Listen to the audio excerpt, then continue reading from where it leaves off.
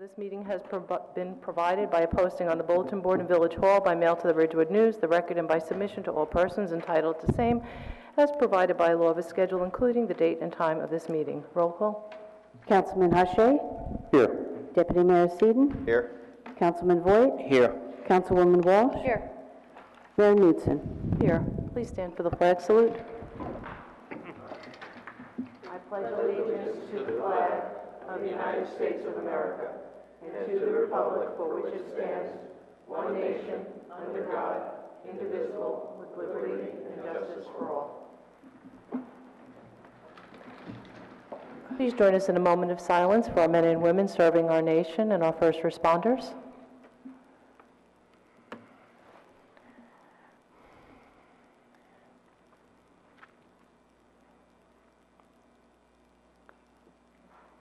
Thank you.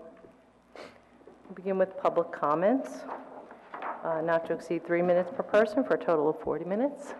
Please come to the microphone and state your name and address. No public comments? Okay, we're moving on. Oh, you have to just, sure, come to the microphone, state your name and address. So we're beginning to worry. We thought the public had no comment. Okay, I wasn't sure of the protocol. My name is Dave Sales. I live at 537 Nagel Street. I've been a member of the Parks and Rec Committee for quite a while. I've been working on this Wi-Fi project. I just wanted to voice my support for it. I've done quite a bit of research. Multiple towns throughout the United States have been introducing Wi-Fi in various parts of the townships, either town-wide or just in specific areas. They've all had very good response, both from the communities and from the businesses. I know there's some concerns about downsides, but at least from what I've seen, I haven't been able to find any sort of negative impact to the town, offering a free Wi-Fi situation to members in the town or people that come into town. Okay. Great. Thank you, Dave. Thank you. Okay. No other public comments. We'll close public comments, and now we're really excited. We're going to be launching for the first time our Burbio app. So we're going to have all council join down at the floor with our Burbio representatives, Anissa, and come on up. And maybe we have a microphone. Which way are we going? Over here. They're going to go over there? I don't know. Is there a mic over there? I'm going to grab the mic. You going to grab it, Bernadette? Can you grab the mic? Yeah. Are you going that way?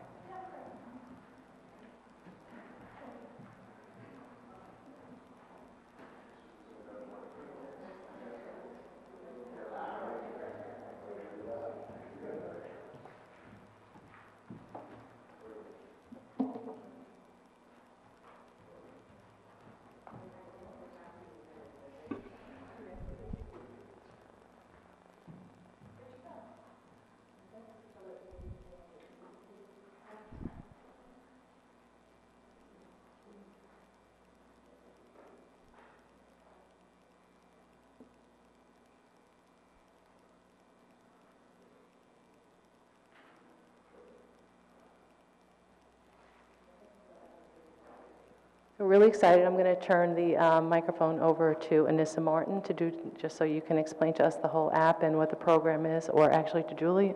Okay, instead, Julie. And you can explain to us the app and how it works and what residents need to do and what the benefits are. So thanks. Here you go. Great. Okay, so Burbio is a calendar platform that's going to bring everything in the Ridgewood community all together in one place, make it really easy for residents to find out what's going on, get updates, you have it available on mobile, have it available on a website, and even on Amazon Alexa.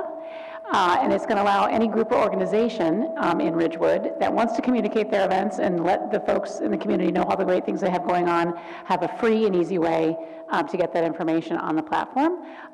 We make it really simple for groups and organizations. We pull the information in using however they're already promoting their events. If they have Facebook events, if they have a Google Calendar, if they have a calendar on their website, we stream that in. It's really simple. If they're interested, they should call me or email me at julie@burbio.com to get up.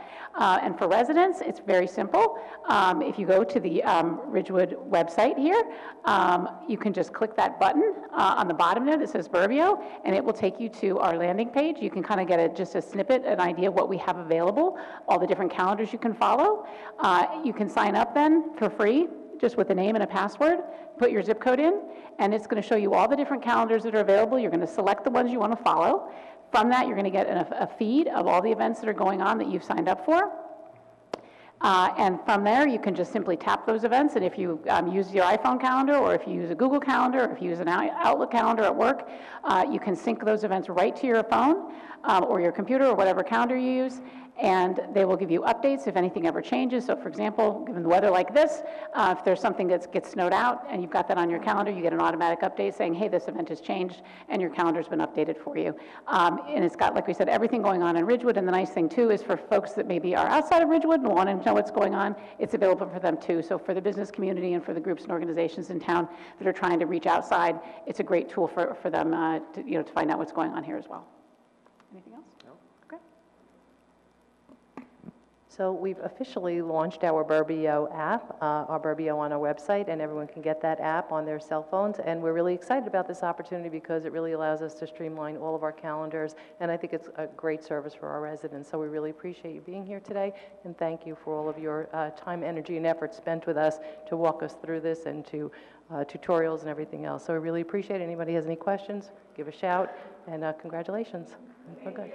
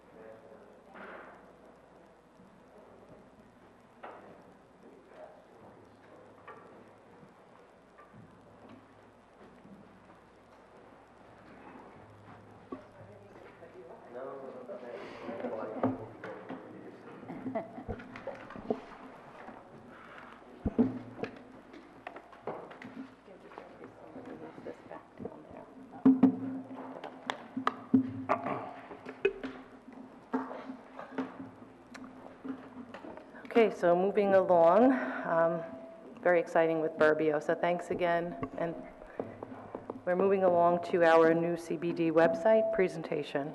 Councilman Hache. So we had a technical difficulty in that our programmer has the flu. So he tried, he made every effort possible to make it here, and he even promised to try to make it today, so when I spoke with him. But in the absence of that, I figured just, while we have the opportunity to talk about it, just to once again kind of talk about what it is that we're trying to do. I've shared with folks a screenshot of what the website would look like, and feedback was pretty positive. But we actually went back and took a look at some of the visual elements and actually improved it. So if you liked it before, you'll love the new version of it once it comes out. The name of the website is indowntownridgewood.com. The purpose of it is to promote the CBD and drive foot traffic into the downtown.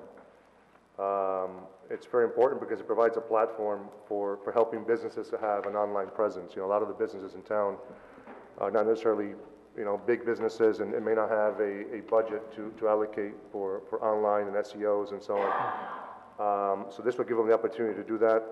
Other communities that have done it well and have reaped some benefits from it. Westfield has something similar, Montclair. So we look to see what are the things that work well in those websites, and then learn from the things that didn't. It was created at a cost of a few $100 to the village. Most of that was photographs that we purchased to use on the website, and the cost to register the domain. I mean, it's very low cost. We managed to do that by having an RHS student do the programming for us. Very impressive young man. Then I realized how little I know about technology and computers compared to these guys. So he did a great job. I was hoping to have him here tonight and present the website, do the demo for us.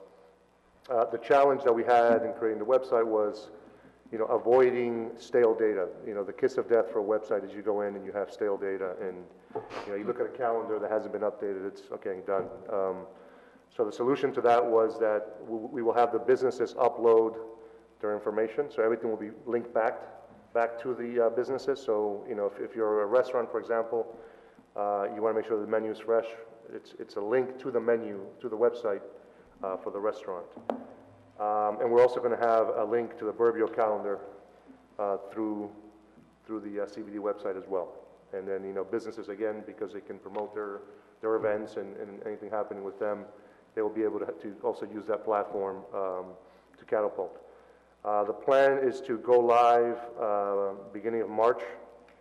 All that businesses have to do is they're going to send an email to an address that we created. It's called register@indowntownridgewood.com, and they will send us the following info. They will send us a business name, they will send us their address, their website, phone, they will send a profile photo they would like to use on the website, because we'll have sort of like a tile type of drop down, and one sentence describing the business, and then also provide us with 5 search terms or hashtags that they would use if you want somebody to look for your business. The restaurants actually lucked out, because Michael Veliku, who's a member of the CBDAC and a local restaurateur, has already started gathering a lot of information for the restaurants. So we're almost done with the data mining for the restaurant, but we will need for everyone else to really get all that information to us before month end. And they can do that again by emailing to register@indowntownridgewood.com. This is something that the Central Business District Advisory Committee has been working on. We gave a sneak peek of it to the business community when we held the first CBD Community Forum, and the feedback was positive. So we're excited. It's going to go live right beginning of March. We'll get to tweak it a little bit before things get really busy in the downtown in spring and summer. So we're very excited for it. Great, so we're really excited, and we know it's flu season, so high school students are not immune. Why don't we maybe have him come back when he's feeling better? And it's a he, right? Yes. And once he's feeling better, maybe we could just reschedule him, because we'd be thrilled to have him, and he can not only show us the website, but all of that technology that obviously he's very, a strong suit for him. So, great, thank you. Moving on, we have a presentation or explanation of our Complete Streets program. Will you take to Councilwoman Walsh? I'll have Christopher Rudishauser, our village engineer, Okay. come forward. Okay, great.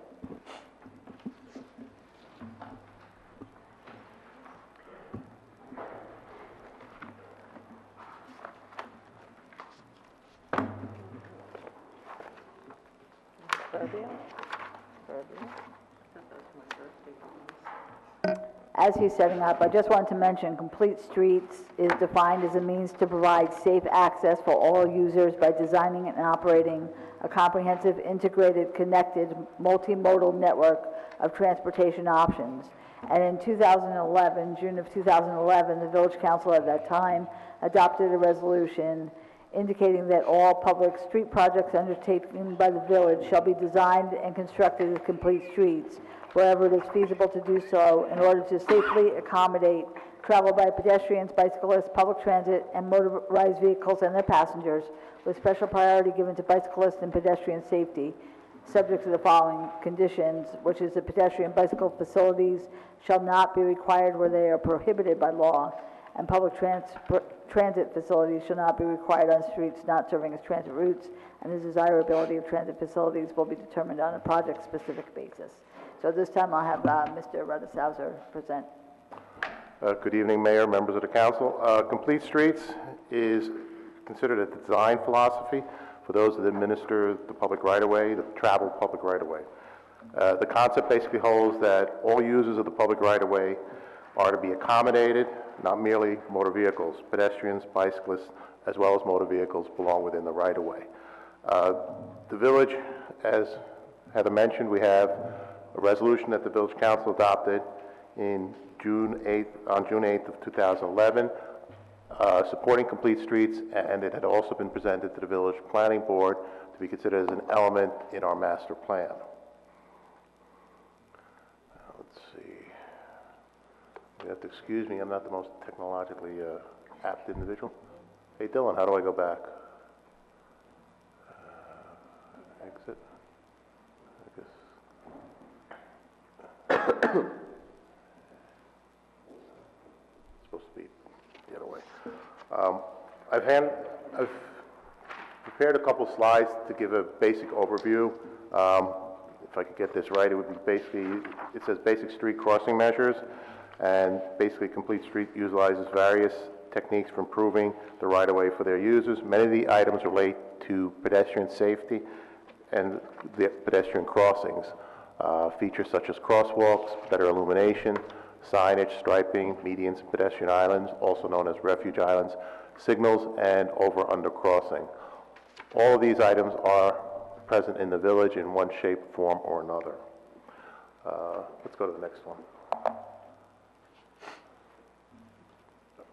The village has done a number of projects that qualify as complete streets. This is Grove Street. Grove Street was a very problematic road. The police department had a speeding issue on that street because westbound traffic, as it comes from Paramus, where it's Midland Avenue, is 2 lanes of traffic, and they have a posted speed limit of 35 miles an hour. Once the traffic crosses the bridge over the Saddle River, we had a very wide roadway that was ill-defined and then shortly necked down to a single lane of 25 miles per hour. So what we did in looking at this, we reconstructed the road. It was in dire need of resurfacing. We installed edge lines, a double yellow center line to help better channelize traffic. Okay, let's go next one. This is a view looking eastbound towards the traffic island. That area of the roadway was very wide. We did a technique, what is known as a road diet. We removed asphalt and created a landscaped island because it was unnecessary. The island, along with the striping, helps better guide motorists into the single lane and to the lower speed limit that we have here in the village as compared to what's on the other side in Paramus. Okay, next.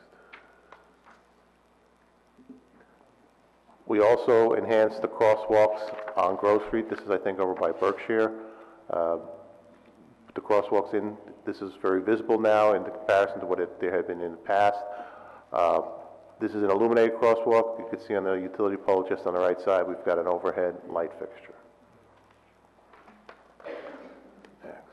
Another project that we use Complete Streets technology is when we reconstructed North Monroe Street. North Monroe had been a 30 and 35 mile an hour roadway. The village adopted a number of years ago an ordinance that all village streets under village control are no faster than 25 miles an hour. So that lowered the speed limit here. To help get the motorists to drive slower, we employed edge lines. Those are the white lines at the edge of the road, and the double yellow on the center line. We have a defined right-of-way. Motorists can see that, and in their mind's eye, they generally slow down. We had done previously, with the assistance of the police department, we had done a speed study on Overbrook. Police department ran radar. We did a data logging of what the speeds were.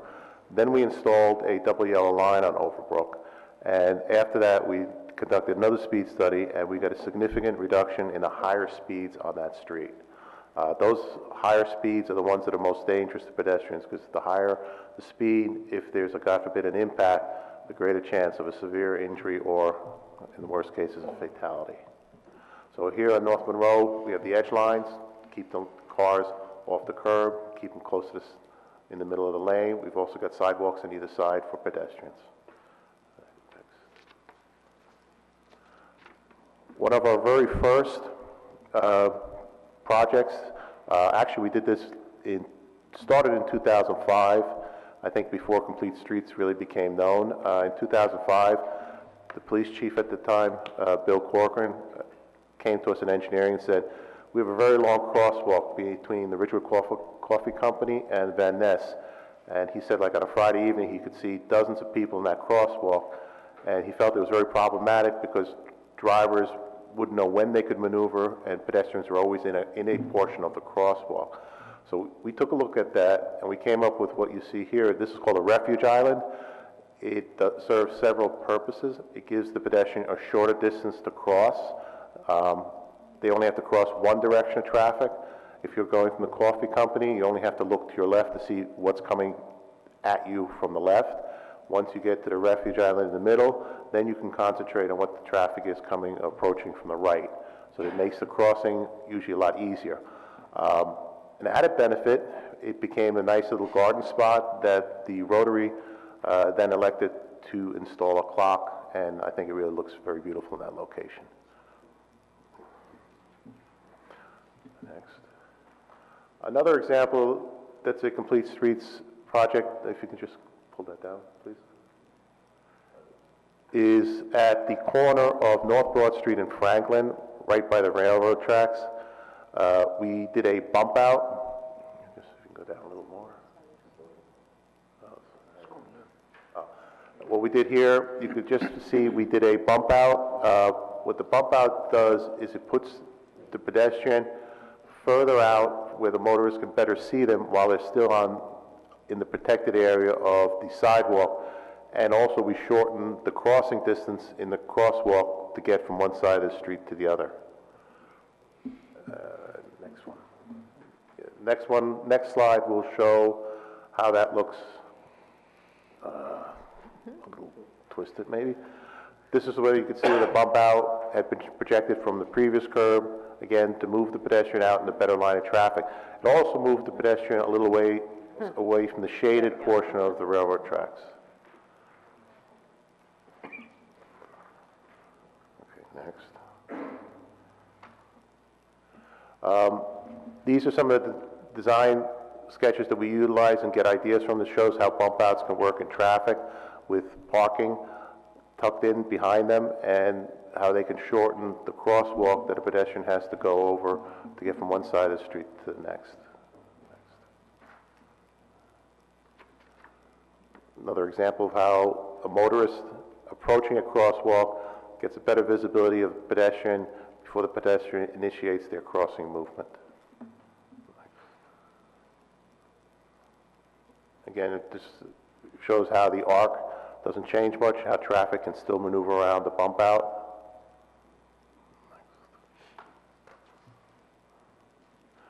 This is an example of a bump out not in the village. It shows how they could be made out of concrete with planters and protect parked cars. Next.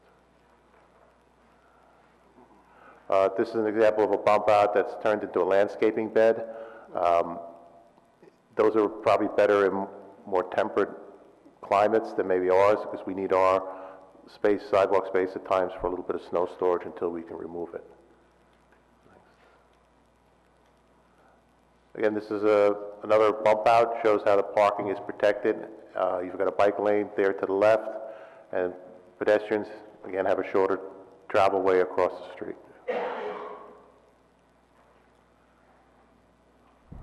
This is another example of how a designs could work.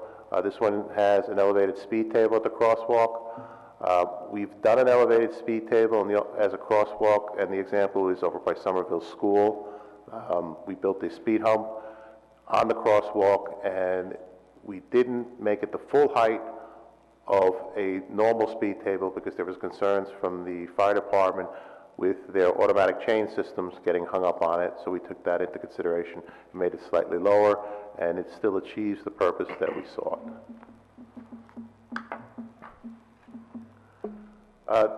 This photograph and the following photograph show a type of treatment that we'd like to advocate in the village. This is, say, a driveway exiting onto a busier street.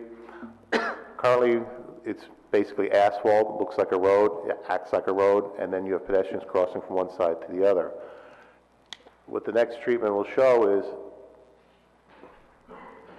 if we make that the crosswalk or the sidewalk a differentiating color, say concrete exiting from a parking lot, motorists will see that there's a difference. They'll see that it's a sidewalk material, not a pavement for a street material, and hopefully be a little more careful if a pedestrian is making a crossing movement.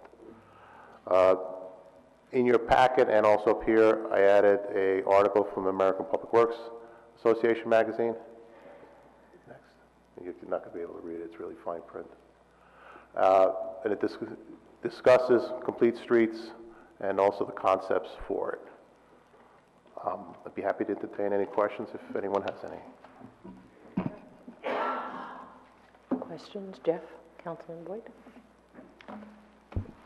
None yet, thanks. Questions?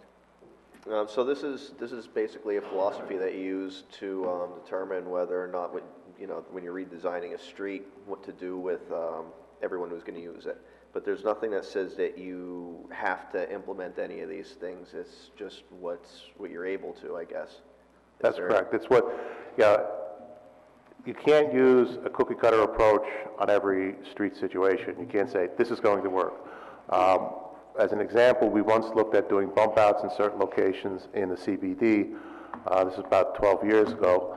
And in discussion at that time, Captain Keith Killian, had some concerns about vehicle movement, so we did a test run with one of our sanitation trucks.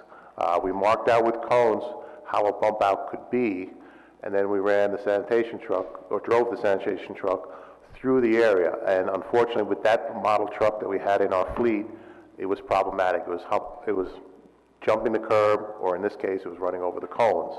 So that put an end to that idea. So we look at what can fit. We design it for the circumstances. Okay, thank you. Sure. Thanks, Chris. This topic came up at Citizen Safety. We always have a wonderful group of residents and members at Citizen Safety. I invite everybody to come monthly. But it's a topic that we talk about all the time, and it becomes second nature to us. And we realize that maybe the rest of the village doesn't talk about it nearly as much as they should. And we as a council can really have a really good conversation about planning better for our Complete Streets program. So if you talked about just a couple of things that we did, but there's so many other things that we do that are all part of this Complete Street program, which really, any program like this ties into our master plan and what we're trying to do as a village to make it safer, to make it more pedestrian friendly, to be able to connect our public and our private spaces, to connect our parks, to connect, everything that we do in the village. A couple of other examples are the crosswalks where we have the handicap pads. Those are also part of Complete Street program, so that anybody with a disability is going to know when they cross our streets that there is a crosswalk there. And that was completed how many years ago? Well, the detectable warning surfaces, I believe you referred to, Yeah. they're actually a statutory requirement now. Under the American Disability Act laws, that had been litigated for approximately 20 years, and a lot of the issues have been resolved now. And when we resurface a street, we have to make sure the curb ramps meet certain criteria. We have to have the 2-foot by 4-foot DWS, detectable surface, so that a visually impaired person, as you said, can feel a textural difference and know that they're transitioning from a sidewalk to a street. And also the same as when they cross, they can feel the textural difference to know they're once back again on a sidewalk. That is a key thing. Those are now an obligation.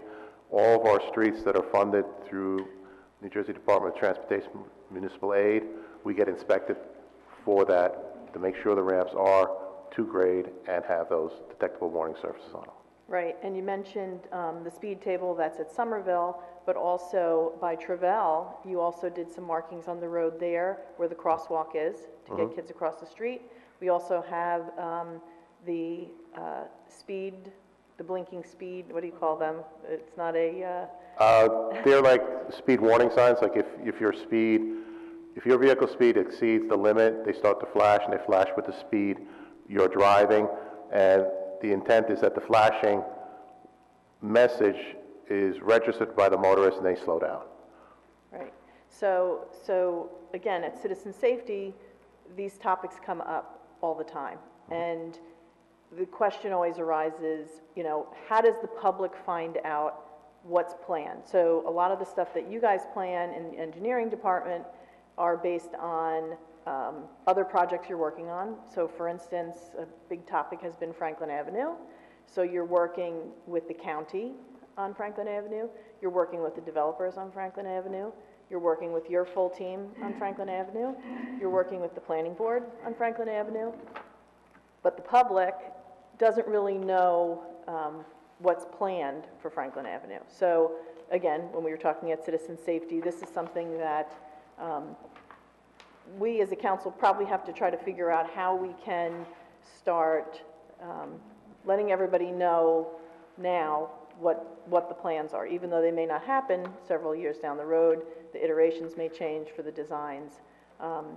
But if according to citizen safety, if more people knew, then the conversation would probably be more productive in terms of what's going to happen, what's happening. And that's just one street.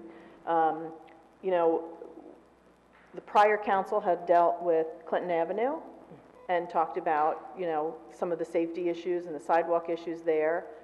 That area, Ridge School is actively involved with their Safe Routes to School, which then again ties into the Safe Routes to School grant that, that one of our residents championed, Jeannie Johnson. So a lot of these things, we may hear about them one at a time, but we're not hearing about them, or we're not really seeing the bigger picture, I guess, of the complete street. So citizen safety obviously wants to figure out how we can get the word out there, and how we can also think of different projects to put in our capital budget that will start fixing certain elements in the village that need to be fixed so that we are a better community. So I'm just going to use one simple example. When you go down Glen Avenue, there's sidewalk, sidewalk, sidewalk, sidewalk, and then the sidewalk stops. And I see, when I go to work, children walking in the street to get to that sidewalk. So that would be, and this is just an example, where our complete street would finish that sidewalk, and you'd have the safe route to school, you'd have the complete street, you'd have, you know, a safe corridor. But I guess, so how would we as a council, or how would we start that process of really getting the word out there? Do we, you know, whenever there's a complete street topic on the conversation, do we give it a, you know, a number 9 and just say complete street so that people understand? Or how can we get the word out, I guess, is the question. I mean, my thought first is that if the Citizen Safety Advisory Committee were to work with a list in an order of, I would almost call it like an urgency, if you will, because the sidewalk on East Glen is really a great It's just an example. example. So if there's a pecking order of importance, and then if you were able to compile that list with the help of Chris and the police department and whoever else, because you have, you know, police representation, you have the village engineer, and if we did that, then we could start to sort out and have maybe a more rapid response to having those initiatives finalized and coming to fruition. Yeah, I mean, citizen safety is only one element of it. I mean, the idea of complete streets is not just the safety, it's connecting your parks to bike paths, and like we have out on Grove Street, where you can come off the road onto a path, bike all the way down, come out, and you're at another park. It's, you know, so it's not just citizen safety. No, and I understand that, but I'm just speaking in terms of like the more important safety initiatives, if you will, as opposed to, because you can only fund so much, obviously. We also have, it's not just a funding issue, it's also a time issue.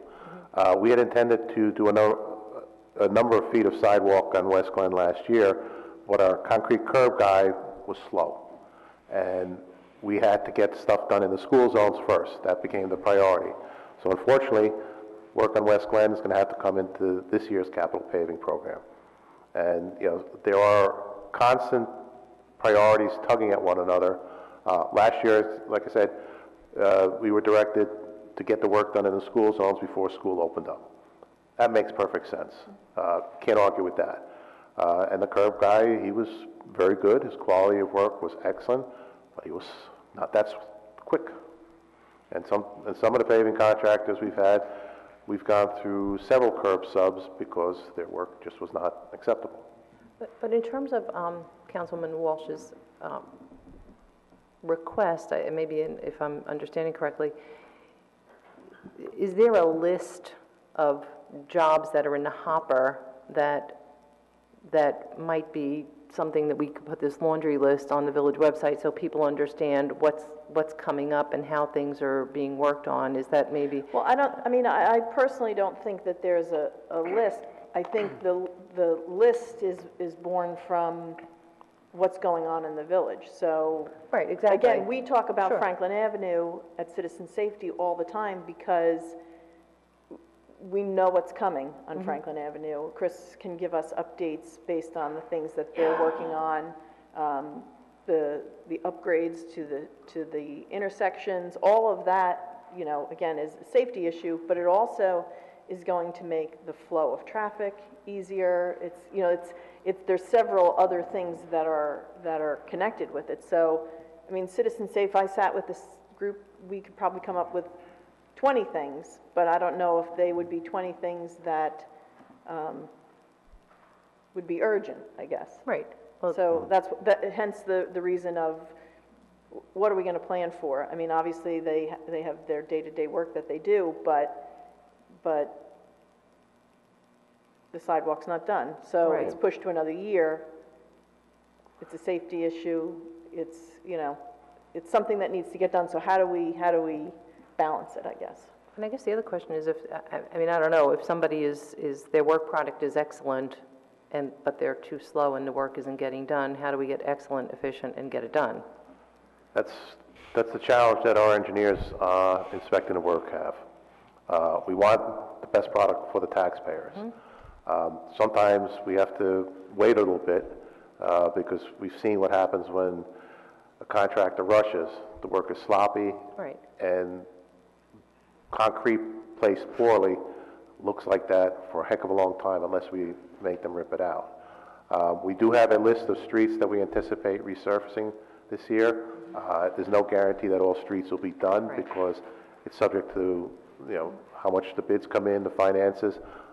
We just advertised our capital paving bid. It should be in Friday's paper, the bid notice, and bid should be received, I believe, March 1st. So we'll have something presented to the council to get that moving in conjunction with the early introduction of the bond to support that. We also have to make a trade-off, sidewalks here or get a street paved. And that, again, is a tricky balancing act. Did you have a question?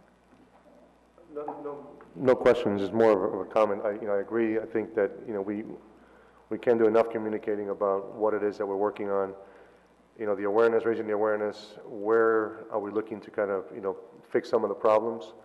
So I think if you start talking about them, I think you'll make drivers more aware of where there could be a potential issue, and pedestrians certainly more. We talk a lot about aging in place and being a walking community, and the fact that, you know, most elementary schools are within, you know, 2 miles, located within 2 miles from their respective student populations.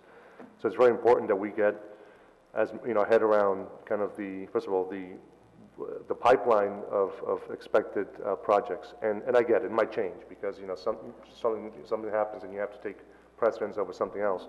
But I think also if you have kind of a list of the things that are scheduled, you know, for certain repairs and adjustments, I think it's important as well, because if I'm a resident, number one, I want to know how the money's being spent and on what. But also, as, you know, if I'm affected and I live near one of these, you know, troublesome intersections or streets, that I know there's relief coming, you know, at some point in time as well. So I think that to do enough, we can do enough to get the awareness out in terms of what's important and what we're focusing on. And I just want to say, I thought that, you know, the Franklin corridor will be interesting because, you know, the possibility to add integrated curb extensions and the proper, you know, we're going to be doing those lights, and maybe this could be like really an ultimate project that, where the safety and the traffic flow and congestion, everything is a more comprehensive approach. So there's a real opportunity there to rethink the entire roadway. I always find that those, the crosswalks are incredibly long on Franklin. Yes, they are, and one of the things our assistant engineer, Jovan Mahenzik, is doing, He's been doing some design work on Franklin. It's taking time. We're looking at about a series of bump outs from Broad Street heading eastward. Once we're finished, I'd like to present it to the council. We also, of course, have to get Bergen County's approval on it, Of course. because it is their roadway. To your point, Mayor, we'd like to see if all parties can agree to what we propose or modify what we propose.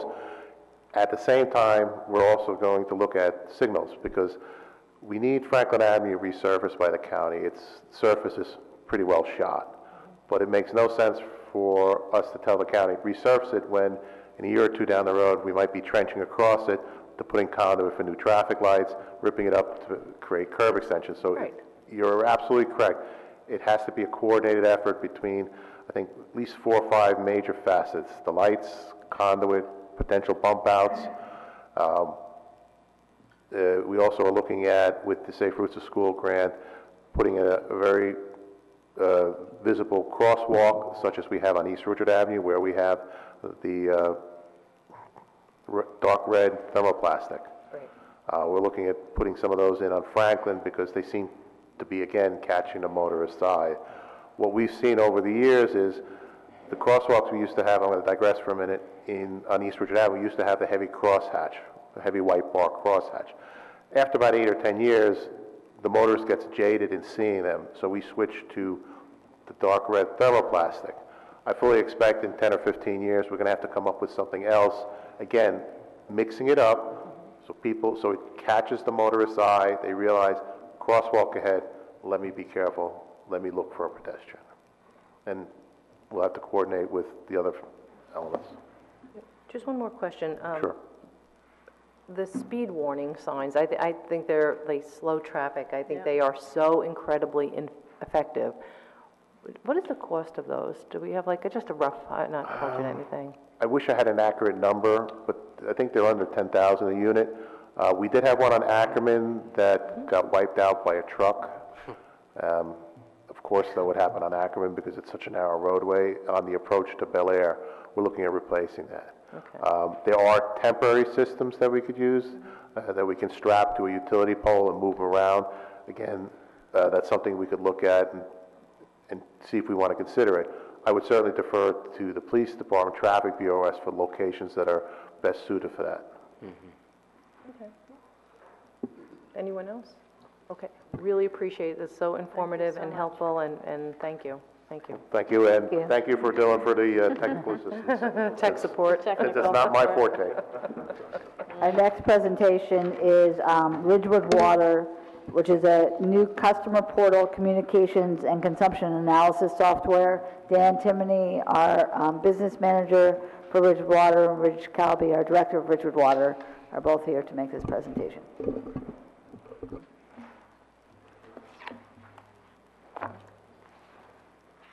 Is the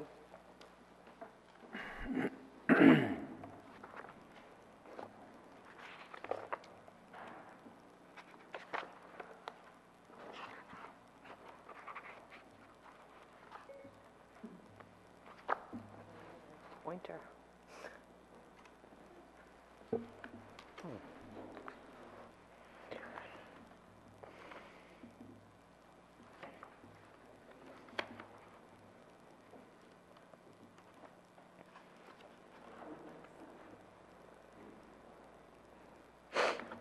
So welcome. Evening, Mayor, Council. I'm Dan Timoney, Business Manager for Ridgewood Water, and I'm here to talk about WaterSmart software.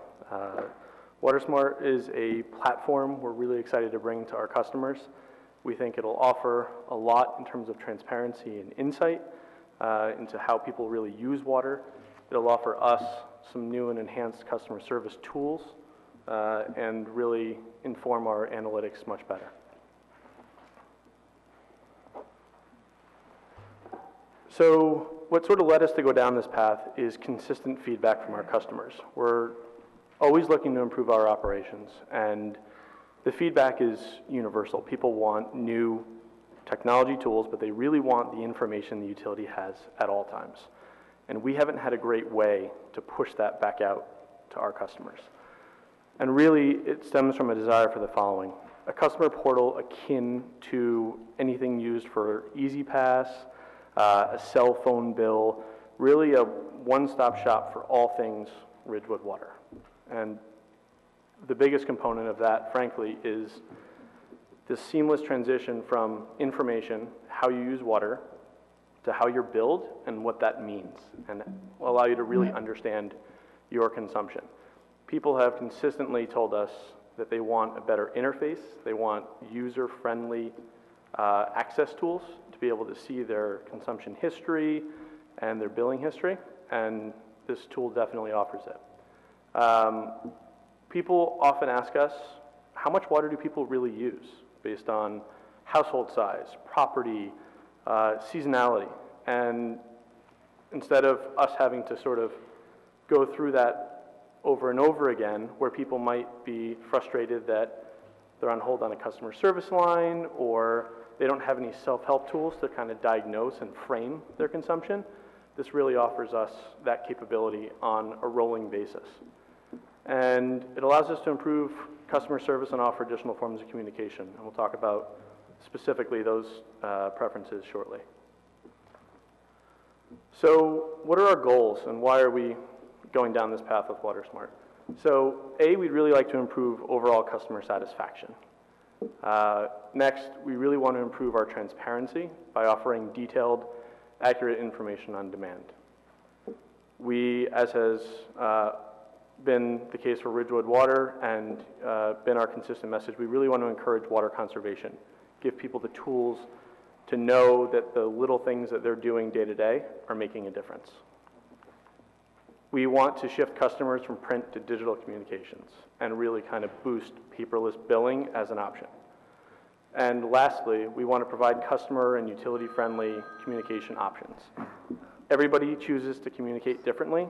Some people like text, some people want an automated phone message, some people want an email, and we want people to have the choice to receive messages from us in the format they choose. So what is WaterSmart? WaterSmart is a software as a service platform. WaterSmart takes data from the utility and hosts it securely. It offers us at the utility analytics and communications tools. So we get a dashboard, and we'll talk about that in a second, where we have the ability to communicate directly from a dashboard. Log all communications, streamline any interaction we've had with the customer so that there's a record of it, know how often they've been checking their information. We get to see exactly what they see, so we're all operating from the exact same set, and we really think that'll help.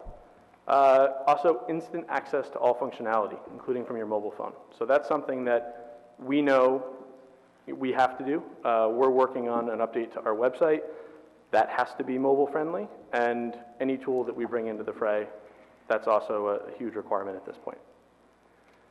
And lastly, customer feedback drives platform development. So this works sort of two ways. One, the more a customer interacts with this tool, the more they get out of it, the more they sort of build out a profile. How many people are in the household? How many bathrooms? Do you irrigate? Do you have, different types of things in your home? We'll give you better tailored information on how to help conserve water.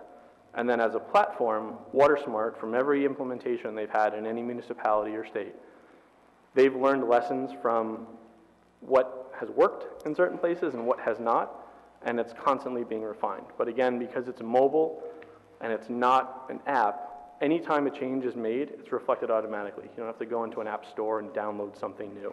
You're going to see it in real time. So how WaterSmart works. So first, there are really two sets of data. There's utility data, and that's billing, meter, customer information, sort of the basics. And then there's the external, census data, property, customer surveys, weather.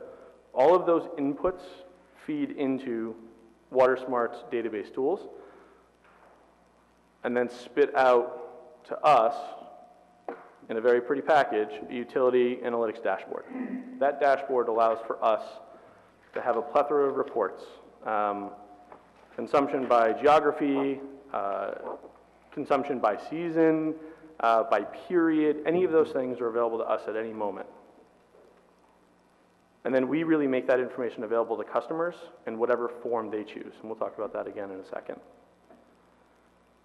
And we then learn how customers interact with WaterSmart. Do people prefer using it from their mobile phone? Are they logging in on a desktop? Do they like certain aspects of the portal? Are people constantly clicking on the same area of the website? Are they really getting information from all of the different aspects of the content we're pushing out? And those will be things that will be constantly revised, and we'll be pushing out new iterations. So next I'm going to talk about the key components of WaterSmart. The first one is really the customer portal. So what we really want to offer our customers is access to historical consumption and billing data. And that includes interim meter reads. So I'm going to just play out an example for you. Often, people will get a bill, and it'll be in the fall at some point. And they won't attach the notion that the bill is really their summer consumption bill. They're seeing a bill in October, but that bill is their peak period of usage. And from the bill, it's not abundantly clear to everybody what the monthly read is, how much water you used in July, August, September. And we always have that information. We have had that information. We do monthly reads, but we bill quarterly.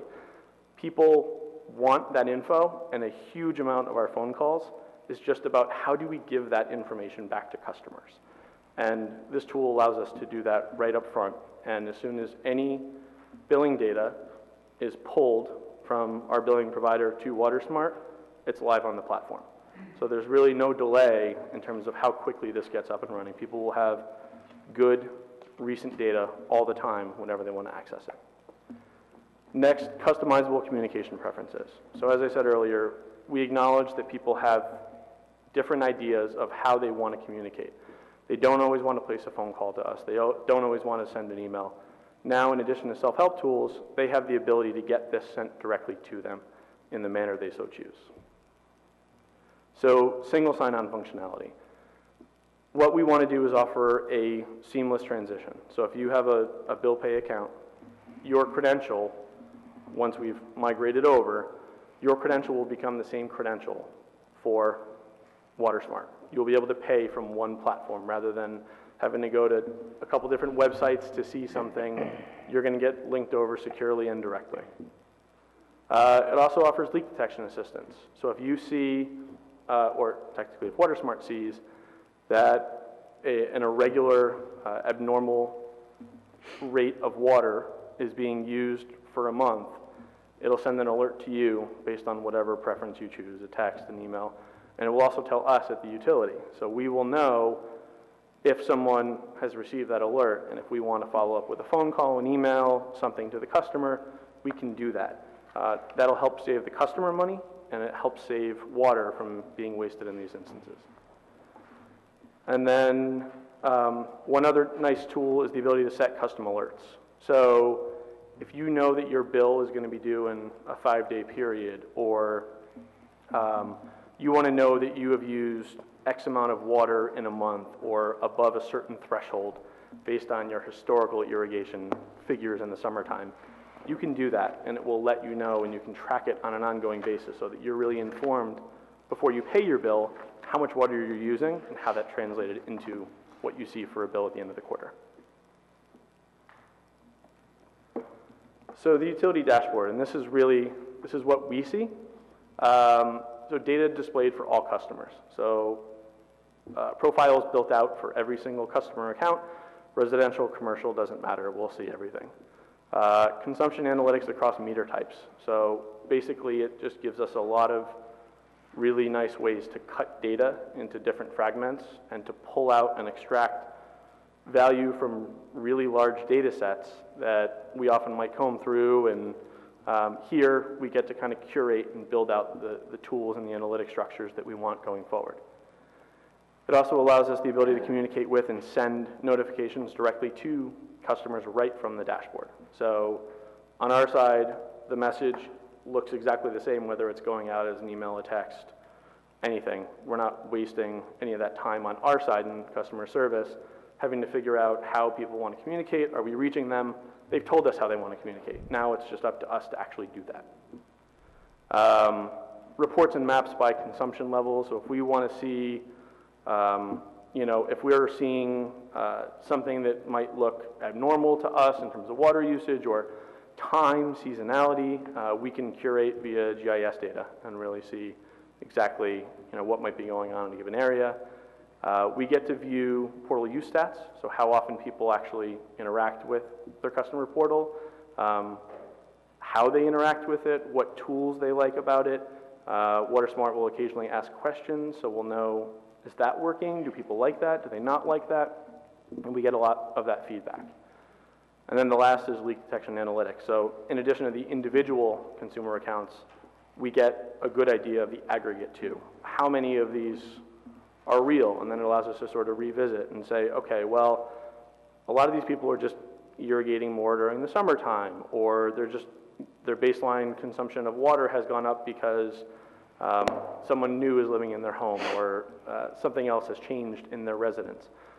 We can kind of check the efficacy of the efforts there and really kind of make sure that we know what's going on.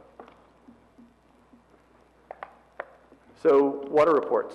Water reports are a hard copy mailing that goes out on a basis determined by us at the utility. We asked for a per unit price on this, and we want to see how many water reports we want to push out to customers on an annual basis. But to talk about sort of what they do. So in addition to the welcome letter, which I'll get to in a second, water reports are sent out on a basis, as I said, determined by us, and they allow people to really compare usage against the past, track conservation efforts against goals that they may set. So if you set a 20% reduction in water, it'll tell you where you are for this period. Give you ways based on the number of people in your home, how you're using water, certain tips that are curated directly for you. And based on those tips, how much water you could save, how much money you could save by not actually using that water in the relevant period. It also displays system-wide water statistics. So as I alluded to earlier, we get a lot of calls or a lot of people walking in and they just want to know, for curiosity's sake, what's the average amount of water people use in the system? And it really depends on season. Now you'll see your consumption against everybody else's for that given time period.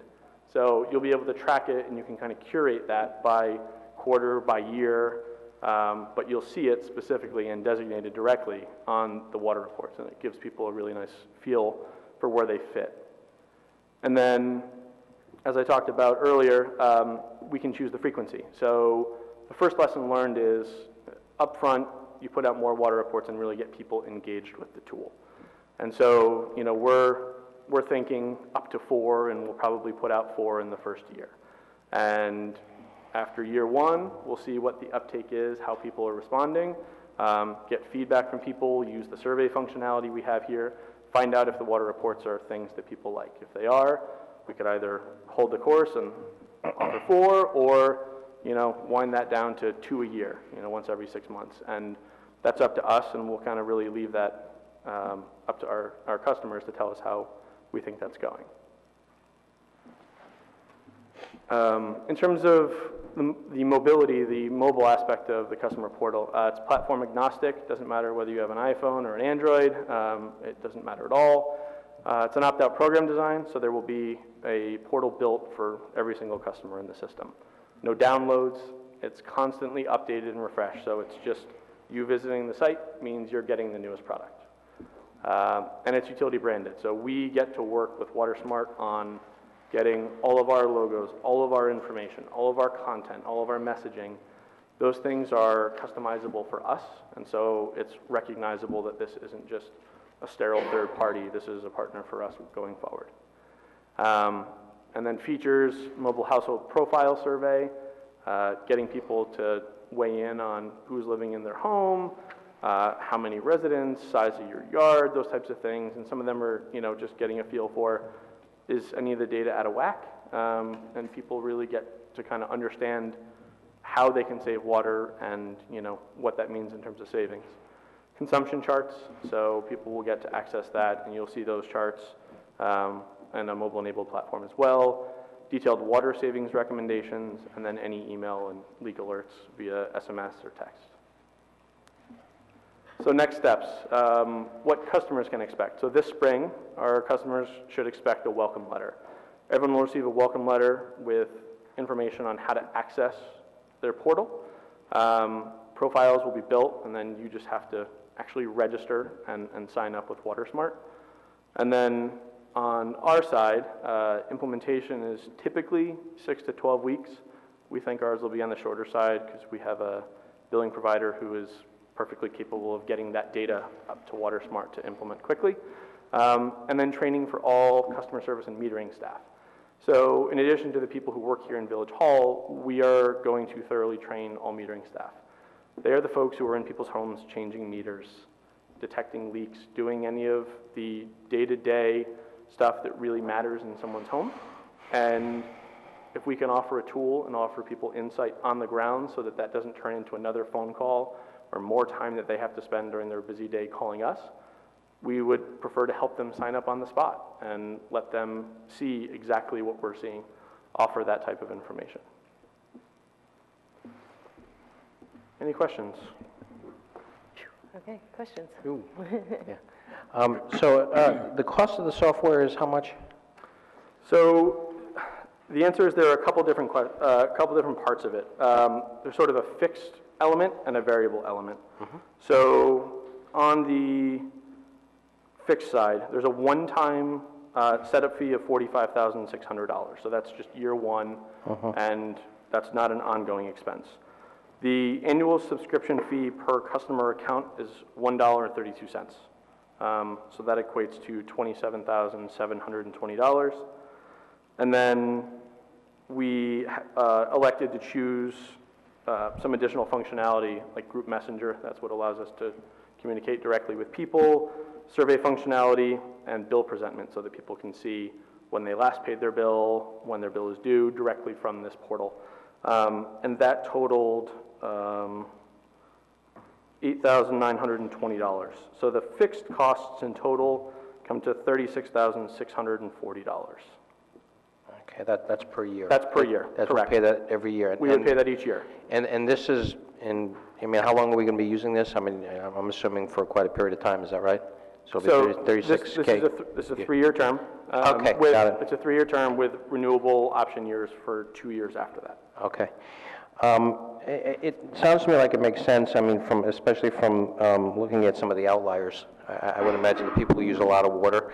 I mean, how do you anticipate using something like this for those people who are using excess water? I mean, you're going to be sending them reports, you're going to give them the portal, you're going to bug the heck out of them to say, hey, stop using so much water. I mean, how do you anticipate, help me understand how that would be used. So certainly, we want to make sure that people are aware of how much water they're using. Yeah. Often people don't know. They really have no sense for what 1,000 gallons means. That's the billing unit, but how to tangibly digest what 1,000 gallons means isn't that easy. So we want to really inform our customers and make sure that they know exactly how much water they're using. But certainly there are people who use more water than others. One example would be on the water reports on your portal. At any moment in time, you're going to see what the system average is. And you are going to see that your number is way out of whack if you're one of those extreme users of water. Right. Obviously, the village has gone with permanent adoption of 2-day-a-week watering, and we have a whole protocol around that, separate and aside from WaterSmart. But we absolutely want to inform our customers and make them aware of how much water they're using, and this will make those efforts easier. So once people sign up, we have the ability to then communicate with them however they have chosen. And for us, believe it or not, there are still accounts in the system where people just have not wanted to communicate or have not given us some of that information that we need, and they just assume that we have, and that isn't always the case. Yeah. So it does offer us an additional platform and availability to have contact and have those regular touch points. Yeah, so I understand, it makes sense, awareness is a good thing. Do you guys have any kind of goal with something like this to kind of ratchet down the water usage to a, you make 15% reduction, 10%? I mean, is this going to help you towards that kind of goal? That's where the reporting comes in. Yeah, Because right now, we have no means to equate that usage versus the property. yeah, You know, we'll now know the property size, how many people live in the dwelling, you know, what their usage is, and then we could equate that on a zone-by-zone type of comparison.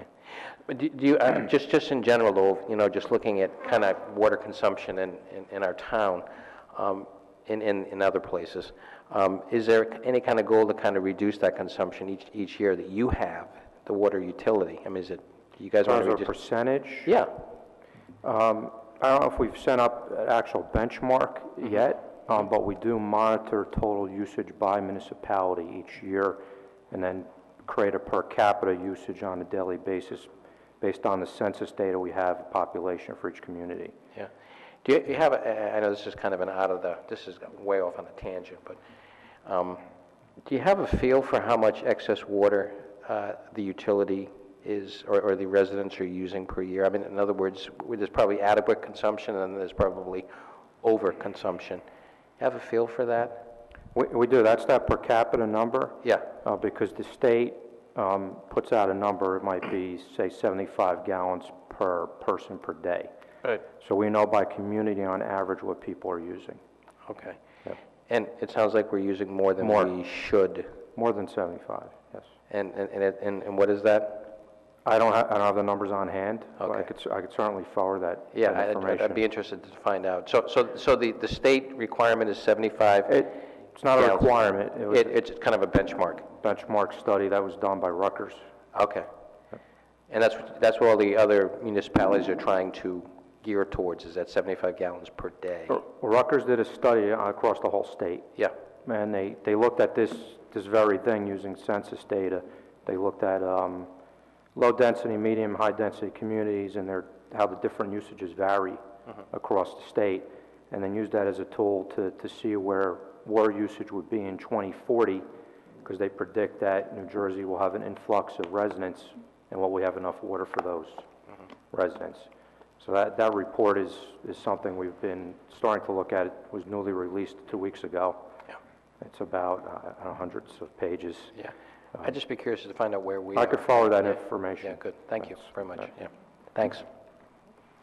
Thank you. I don't have any questions at this time, but it looks like it'll be a useful tool, especially analyzing, if you want to analyze your data personally on your water consumption and then take it upon yourself to bring it down, or if you're in line, at least you can know that you're in line with the averages. So it's good work. Thanks.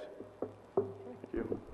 I just have a quick question. So my current bill that I get, it shows me my usage, it shows me my prior year. So what's the difference? That it's just going to be a mobile? No, that's not the only difference. So you'll have access to a bunch of analytics yourself. So one of the things that your bill sort of limits is the time period of the look back. So I'll give you a good example. Often people want to know, historically, for the last 3 or 4 summers, we may have had a rainy summer, I didn't water that much. How far back can I go to see what my summer consumption bill was during each of those periods, year over year, where I understand that I'm spending the most money in the summertime? It's going to give you the ability to sort of look back by period there. It also spells out in sort of a cleaner fashion exactly what your monthly consumption is, sort of rather than making the focal point the aggregate number of what your 1,000-gallon figure is for that quarter. It's really breaking it down by month, and it allows you to see, oh, I had a toilet leak in August. I had somebody come out and they remedied that toilet leak. My consumption dropped down a ton immediately. So in addition to actually seeing that figure, it's very likely that WaterSmart would have alerted you that you had an abnormal number of water usage in that same month, and you get to sort of attach those individual components to your bill now too. That's just one example, but there are a number of analytics and reports that you're going to see that you don't have access to currently. You'll have the ability to transition over to pay your bill directly from this place. You'll know, by signing on here, right on your home screen, what your most recent usage is, when you last paid your bill, when your next bill is due, when your last read occurred, you'll know that, give or take a couple days. We just read on October 15th. You'll know that the next read is going to be November 15th. There are a lot more pieces of information offered here than you would see on a standard paper bill. So I'll play the devil's advocate. I have a sprinkler system. I have the rain sensor. You know, I would say my bills have been very consistent. I've been in my house 13 years.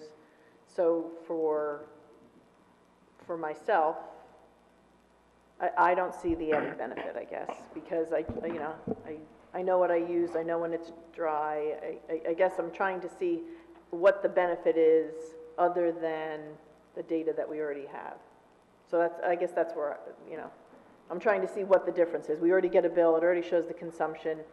It's kind of more of public information and I guess the learning piece of it for those that maybe don't have those other, because we've talked about that in terms of the rain detectors and that happens when we have our we're in drought situations. So I guess I'm just seeing what was the big push for the change for this system? The change in that scenario is the push to have everything mobile and available to you, on your phone or by a click. At the same time, try to get you to move to paperless billing.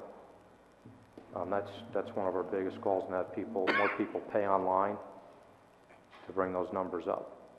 I think right now our number of online So it's gone between 14 and 17, from 2% to 13% of our customers pay online, and we really want to boost that a significant amount. And that alone will save us. saves in paper, bill production, mailing. Costs, past due notices, all of the mailing costs associated with each of those. The calls that come in to customer service for each of those things. It's now a self-help tool. And I know that you said your water's consistent, but you're only seeing your bill on a quarterly basis. If you wanted to see it on that interim where you wanted access to the monthly read, I don't have a tool to give that to you right now outside of a dashboard like this. If you wanted to see that interim monthly read that people are often very concerned about because they feel like that quarterly bill has been building and they don't know how much it's been building until it actually shows up at their doorstep. But by giving them access to the monthly data, there's transparency to our operation. As the customer, you have exactly what we have when we have it. There's one additional benefit for the future. Currently, we read our meters by radio. In the future, we hope to move to a fixed network, whereby there's a series of antennas that just are constantly in communication with the meters, and thereby... And this can do that? This system can do that? Yes. Yeah, we just need to put up antennas in strategic locations to get the valleys and the ridges. And at that point, you would no longer be looking at monthly readers, probably daily.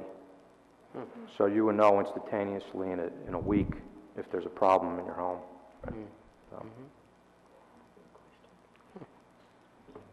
I mean, honestly, this system has a lot of bells and whistles. I think the additional one you just mentioned now, I think it's interesting.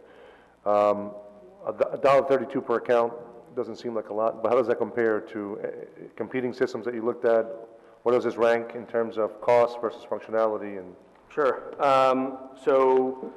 In the past, Ridgewood Water had demoed a couple others.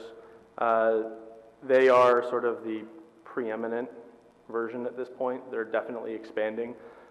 They started on the West Coast. Obviously, there's a huge push for water conservation on the West Coast. They have since really expanded to the Northeast, and they've since launched a bunch of new accounts in Connecticut and Massachusetts. They've become sort of the prominent go-to software tool. And we would be the first in New Jersey, actually, to be using them, which is pretty cool. So I had a couple of questions. As luck would have it, there was a water issue that popped up on our radar yesterday, was it? It was yesterday. So two questions, because that kind of prompted some other investigation, I guess, into how things work. What percentage of our existing customers have past due accounts, would you say, roughly? I don't know offhand, but I can certainly get it to you. Okay. Sure. So this, because the interesting thing about water bills is that they're quarterly, and a lot of times because you're not doing something month to month to month, you kind of, it falls off your radar, if you will. So this system, would this be set up to have, sometimes you get a text message that says, I'm sorry, your Lord and Taylor bill is due in 5 days. So, you'll get like a text message that says your bill is due, or this payment is due, or something like that. Will this have that functionality? Yep. Okay. And so, in theory, that might actually produce a more efficient payment of bills by our customers. Certainly. And we think as people migrate to paperless billing, and those electronic reminders are there, and people get in the habit of paying electronically, that's certainly something that would happen. The overwhelming majority, even now, it's 80% of our customers still send payment through the lockbox. And so that number, we really think we can change and eat into pretty quickly by kind of pushing this. And the more people work with it, to your point, they're seeing and they're getting accustomed to those. My bill is due in 5 days. You've set that date, and some people want it 10 days out, 5 days out. Right. And they can do that. And the other question is the communications platform that allows you, so it's a smart platform because it doesn't matter to your end of it how that message is being received, email, text message, whatever. How does that work, like in terms of a swift reach message? If there was some kind of a situation as we had last summer, I believe it was, how does that interact in that regard? It's a system that could be utilized for that, but it'll come down to participation and the number of people that subscribe. So we'd have to have enough percentage-wise consumers that are participating and get the messages. Otherwise, we couldn't use it for those purposes because we have to certify to the state that we've reached, a certain percentage of consumers with that message. Okay. So if, as Mr. Timoney said, initially it's an opt-out. But we have to make sure if we had 90% participation, certainly we might be able to, at that point, eliminate something like Swift Reach for water and utilize just one straight platform for everything. Right, which would be beneficial. And another example would be hydrant flushing. So, as we're getting to your neighborhood and people want to know when we're going to be in your area, when you might not want to do laundry so that you have potentially red or brown looking water, getting that message out to people, once we have the uptake on people really utilizing the platform, will be great because people can get that message however they want. Right now, we're using SwiftReach, and people don't necessarily like that you get an automated phone call. We get complaints about that. It makes them think that it might be alarmist, or they want that reserved for real emergencies. So that's sort of this interplay that we can look at over time. But as Mr. Calby said, we would need to kind of get to that point before it would be a replacement. Hydrant flushings are usually in the late night, typically? Yeah. Yeah, okay, for those who live close to a fire hydrant, Correct. we know. Okay, all I right. just have one more Yeah, question. sure. So what's the total for the 3-year term?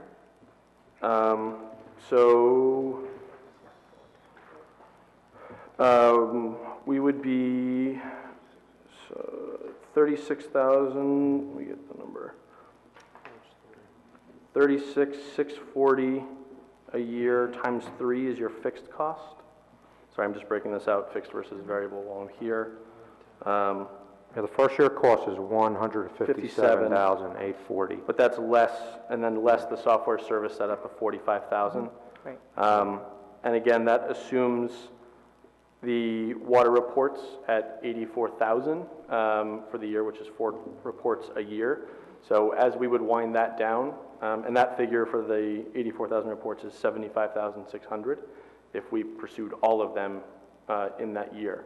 So the water reports are actually the most costly driver of the platform, the actual paper mail.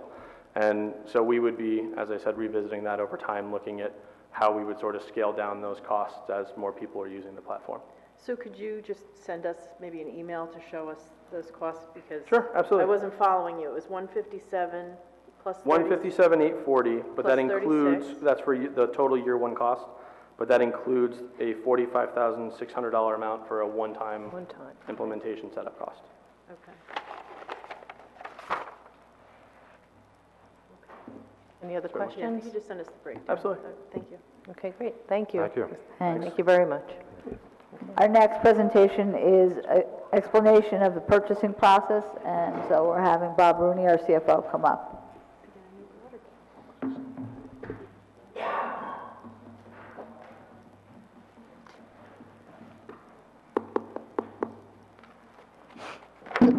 Good evening.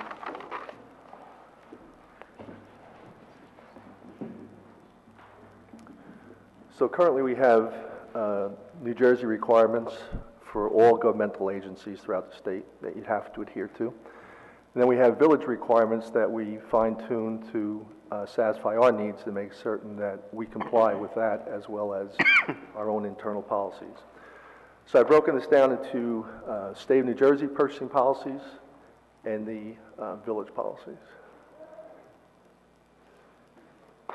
So required summer reading is NJSA 48:11-1, which delineates all the state's requirements as it relates to the purchasing compliance. In that statute are definitions which will describe what a contracting unit is, a contract year, responsible individuals, responsive individuals, so it gives a whole delineation of all the factors that are described throughout the law.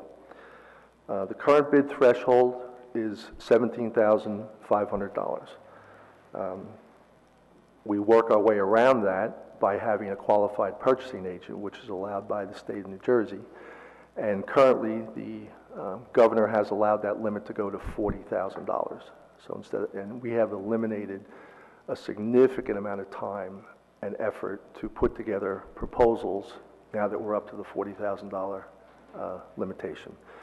The governor will come out with either an increase or decrease, but you will see that there are specific areas such as proprietary computer software and related hardware, health services, laboratory testing services, some of which we currently use and we go through the competitive bidding process or competitive contracting. This also applies to other exempt services, for the most part are professional services. They're not required to be bid, they can be negotiated, and they do not have to be advertised. Other classifications are also tax maps, legal notices, election goods and services, and towing and storage. If you issue a request for proposal, you need to include information that will allow a company full and free competitive competition between vendors. Okay, so it's pretty much laid out that there has to be a free and open market that vendors can respond to. You have to include the methodology that you're going to use to evaluate that proposal and how you're going to rank the proposal. It has to be published in a newspaper 20 days prior to proposal submission. You need to identify a reasonable person that's going to do the evaluations, somebody that has knowledge of the type of services that you're bidding for. A council resolution is required, and the CFO also must determine that funds are available upon award of the contract. Otherwise, the contract, and there's usually language in there that states the contract would not go into effect until such funds are obtained. I'm sure you're aware that we've had situations in the past couple of years where we've had to reject bids. There's two occasions where, if on two occasions you have not received any bids for a proposal that you've requested, or if you've determined that the pricing is not appropriate, it's far and above what you estimated it to be, you can then reject both bids and you can negotiate with the competitors and have a conversation as to how you could meet the number that you think you want to be at. It requires a 2/3 affirmative vote of full membership of the council, and that amount that you negotiate has to be lower than the amount that was submitted. There are situations where emergencies arise. You could have a break in a water main, sewer line, something that requires immediate action. With that being said, the policy would be that the individual in charge, in this case it would be Heather, would be notified by the department head as to the emergency, describe the situation. Heather would then give concurrence that it is an emergency, and it would require that the service be rendered expeditiously. So you can't have an emergency and then a month later decide you're going to fix it. It's got to be something that occurs very rapidly for the public safety. State allows for QPA. As I said, we have the benefit of having one. Council appointed Steve Sanzari, who is our treasurer, to be the QPA. Steve and I, along with many department heads, huddle when we're going through a process as to what works, where we have some gray areas, how we're going to handle that. There is required courses that Steve had to take, Principles of Purchasing 1, 2, and 3, Municipal Finance Administration. Since 2010, I believe, we now have to have an environmentally preferred procurement practice. There has to be continuing education of 20 CEUs every year, which also includes going green. And he must have passed a written exam. So there's quite a process that goes through this, and you have to be really knowledgeable in the topic to be able to get that QPA. So now I'll talk about what our policies are within Ridgewood. Obviously, we want to comply with all state of New Jersey public contract laws. The second thing is we want to comply with our own guidelines. We do have a purchasing manual, which has been updated 2016, I think was the last time, and it's maintained whenever there's a change in law or a change internally where we feel we'd be strengthening our process to make certain that that gap between $17,500 and $40,000 is covered so that there's no slippage, and we're confident that we're going through the right processes to comply with the law. Now, our goal and objectives are to promote ethics, efficiency, economy, and effectiveness using a full, fair, and open competition with sound procurement practices and policies. We need to balance the centralization of purchasing function to what the various departments' needs and timing are. We make every effort to obtain the lowest cost and savings. We make every attempt to facilitate the process and also maintain vendor relationships. Prompt payment and timeliness of payment is critical to our vendors if we want them to participate and continue to provide our services. We encourage departments to utilize a state or cooperative venue when practical, and quality of goods and services are all very important to the types of what we receive back from our vendors. So we do have cooperative contracts, and that's when one government agency or jurisdiction performs solicitations and awards for several others. The three largest ones that we use right now are Bergen County, Middlesex County, and the Galveston-Houston Cooperative. If you recall, we purchased a fire truck from Galveston-Houston, saved thousands of dollars. Chris Rudischhauser brought that to the table. He had used them for other purposes. When he saw we were going out for bid, he recommended to Chief Van Gore, and we saved a lot of money. We encourage the departments to use this because a lot of the vetting has been done already, where companies come to the co-ops, give a set price, which is normally substantially lower than competitors, and they just make their money on volume. So, and the other thing is that if they don't perform, and the municipalities or agencies tell the state, they will be removed. The state does not tolerate non-performance. We use a form of accounting which is generic throughout governmental entities, and that's encumbrances. We encourage our departments to encumber their funds after the budgets are adopted for those recurring items that they may have during the year. So, for example, if they have a lease agreement on a copier and they're paying $500 a month, we encourage them to put the money aside, save it for that purpose, so that way they know always that they'll have that money there because they have a contractual commitment, a contract for services. They are responsible for inputting that information into our accounting system, Edmunds. Once they go through and they determine what that amount is, when they want to draw down on that, they have to submit their vouchers or requisitions to me. I sign off on them. We make certain that they're appropriate and everything is timely, and that the appropriate documentation is on file. If we determine that we have an area where bidding is required, if a purchase is in excess of $40,000, or if we determine that we want to go out to public bid, those costs obviously, like I said, are over the $40,000 mark. It's open and competitive process, and there is a boilerplate of documents that the state requires that we have to adhere to make certain that we have business registration certificates, compliance with laws, affirmative action programs. There are many forms that go in there that are boilerplate that we make certain that we send out, and that the respondents comply with all those. Professional services can be negotiated and awarded without public bid. They're defined as services by a person authorized by the state to practice a recognized profession or regulated by law, and they're best defined as having a license that is issued by the state. That pretty much determines whether or not they are professional service. The law requires that we obtain pay-to-play forms if the service to be rendered is in excess of $17,500. So our internal process has several levels of approvals that are needed.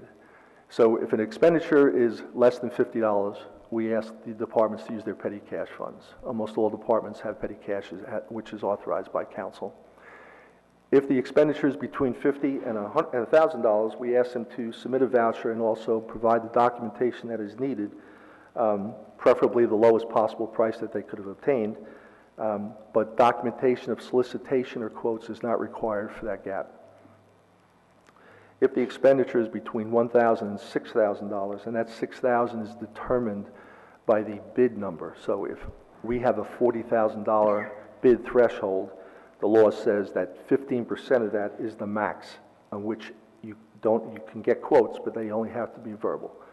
So for anything between the $1,000 and $6,000, we ask the departments to get 3 verbal quotes, and they provide a certification to me that they did seek the quotes and that they signed off on it. 99% of the time, these will be the lowest. There are occasions where they're not the lowest, and that could be because of the quality of the service or goods that they provide, the timeliness. You could have a low amount on a quote, yet they can't get it for another 6 months. So those are things that are taken into consideration when we look at the respondents.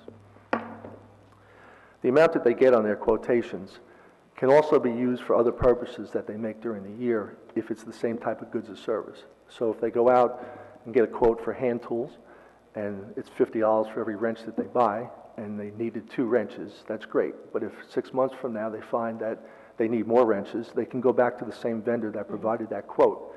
That quote is good in the contract year. So from January 1 to 12/31 is usually the window that we try to use. For anything that expenditure that's estimated to be $6,000 up to $40,000, the departments are required to get 3 written quotes. They are to solicit from the various vendors that we use, and they're to get quotations, attach it to the documentation that they enter into our Edmunds system. When it comes time for me to approve the requisition, I can see all that information that's attached, and I can determine that it is the lowest, and if it's not, then we have a conversation as to why, and we just make sure that everything's documented in accordance with our policies.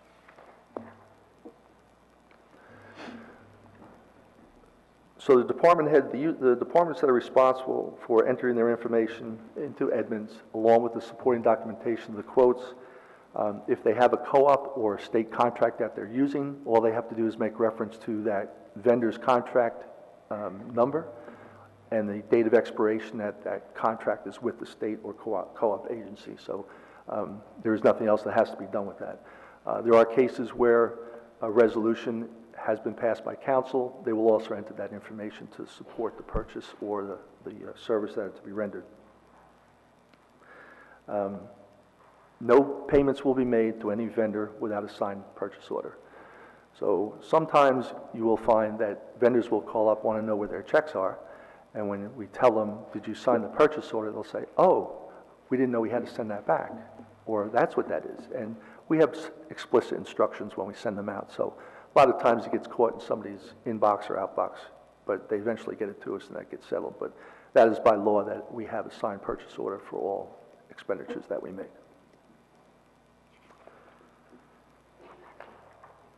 So then we have a village process, council process. So the department is required to submit to council a memo with a recommendation of award, and also apply that information to the village manager and to me. I determine that the funds are available so that when they prepare the resolution, they can make reference to the account number that it's drawn upon. And if there's any question regarding the process that we use, we also make certain that we document in a memo to council if the QPA had to get involved in any type of certification or what the outcome was. Once it's submitted to council, the package includes a resolution, a draft of resolution, and if there are any contracts or lease agreements, they're also provided. And those lease agreements and any other contracts are only allowed to be signed off by the mayor and village clerk or the village manager. Department heads or any other member of the village are not allowed to sign off on any types of agreements unless given permission by council or village manager. Any questions? Nope. No questions? So I want to thank you, because I actually do have a question. But thank you for doing this. As you know, the reasoning behind this turned out that it was questions from residents regarding the bid process and how things work. And as stewards of our taxpayer dollars, you know, we have to be cognizant of that things work the way they should, and that we are getting the best outcome for our tax-paying residents. In terms of the 3 written quotes that we expect, and this was part of the nexus to this discussion, you're seeing that are you suggesting that the three written quotes are being entered into the system, and so you're seeing that information? So you have a level of confidence that the information is being done properly? Yes, when a department head enters the information into the system, identifying the account number they're using, how much it's going to cost, they also have to scan in a copy of the written quotes that they've obtained. In some cases, that may come off of a website. If they're able to find the product that they're looking for and there's a quotation there as to what that dollar amount is, it sort of gives them the basis for what that cost is. So they have to provide 3 written quotes for whatever they're buying. And then as a rule, we don't, as the village council doesn't know, we see that. We see a resolution in most instances that says, this is what we're recommending. And I guess I wonder, from our obligation, whether or not there's some benefit to having us see a little grid that says these are the 3 quotes that were written. And I actually had a conversation with you about Rich Calby's, is he still here, his memo, and it was so beautifully done, it became really what should be the boilerplate for how things are done. So thank you, Rich. So I just wondered, is that really a hardship for anyone to provide that information in a grid like this? I mean, it seems pretty straightforward. It's council's choice. I would suggest that you put a dollar limitation on what you want to see. In other words, everything over X, you'd like to see written quotes, because you will be inundated with a lot of paper, because there are a lot of transactions that go through the Edmunds system. Sure. And I don't want to, just pile it up on you. So if you say I want to see everything that's over $20,000, I can do that. That's not an issue. Okay. We can come up with something that'll work. One more thing I wanted to add is every year we're audited, obviously outside auditors. Right, I know. And one of the requirements are that they test and review our process as it relates to compliance with the bidding statutes. I'll speak very favorably. That says that we've been doing very well, and it is something that another set of eyes looks at. Right. So. No, and I appreciate that, I know. Okay, great. Any other questions? No? Okay. Great. Thank you. You. Thank you again for Thank you, doing Bob. this, Bob. Thanks, Appreciate it. Bob. Our next items are discussion items. Ridgewood Water, the first is awarding a contract. This is an annual contract for pipes, appurtenances, and service materials. Total of 5 bid proposal specs were picked up, with 5 proposals being submitted.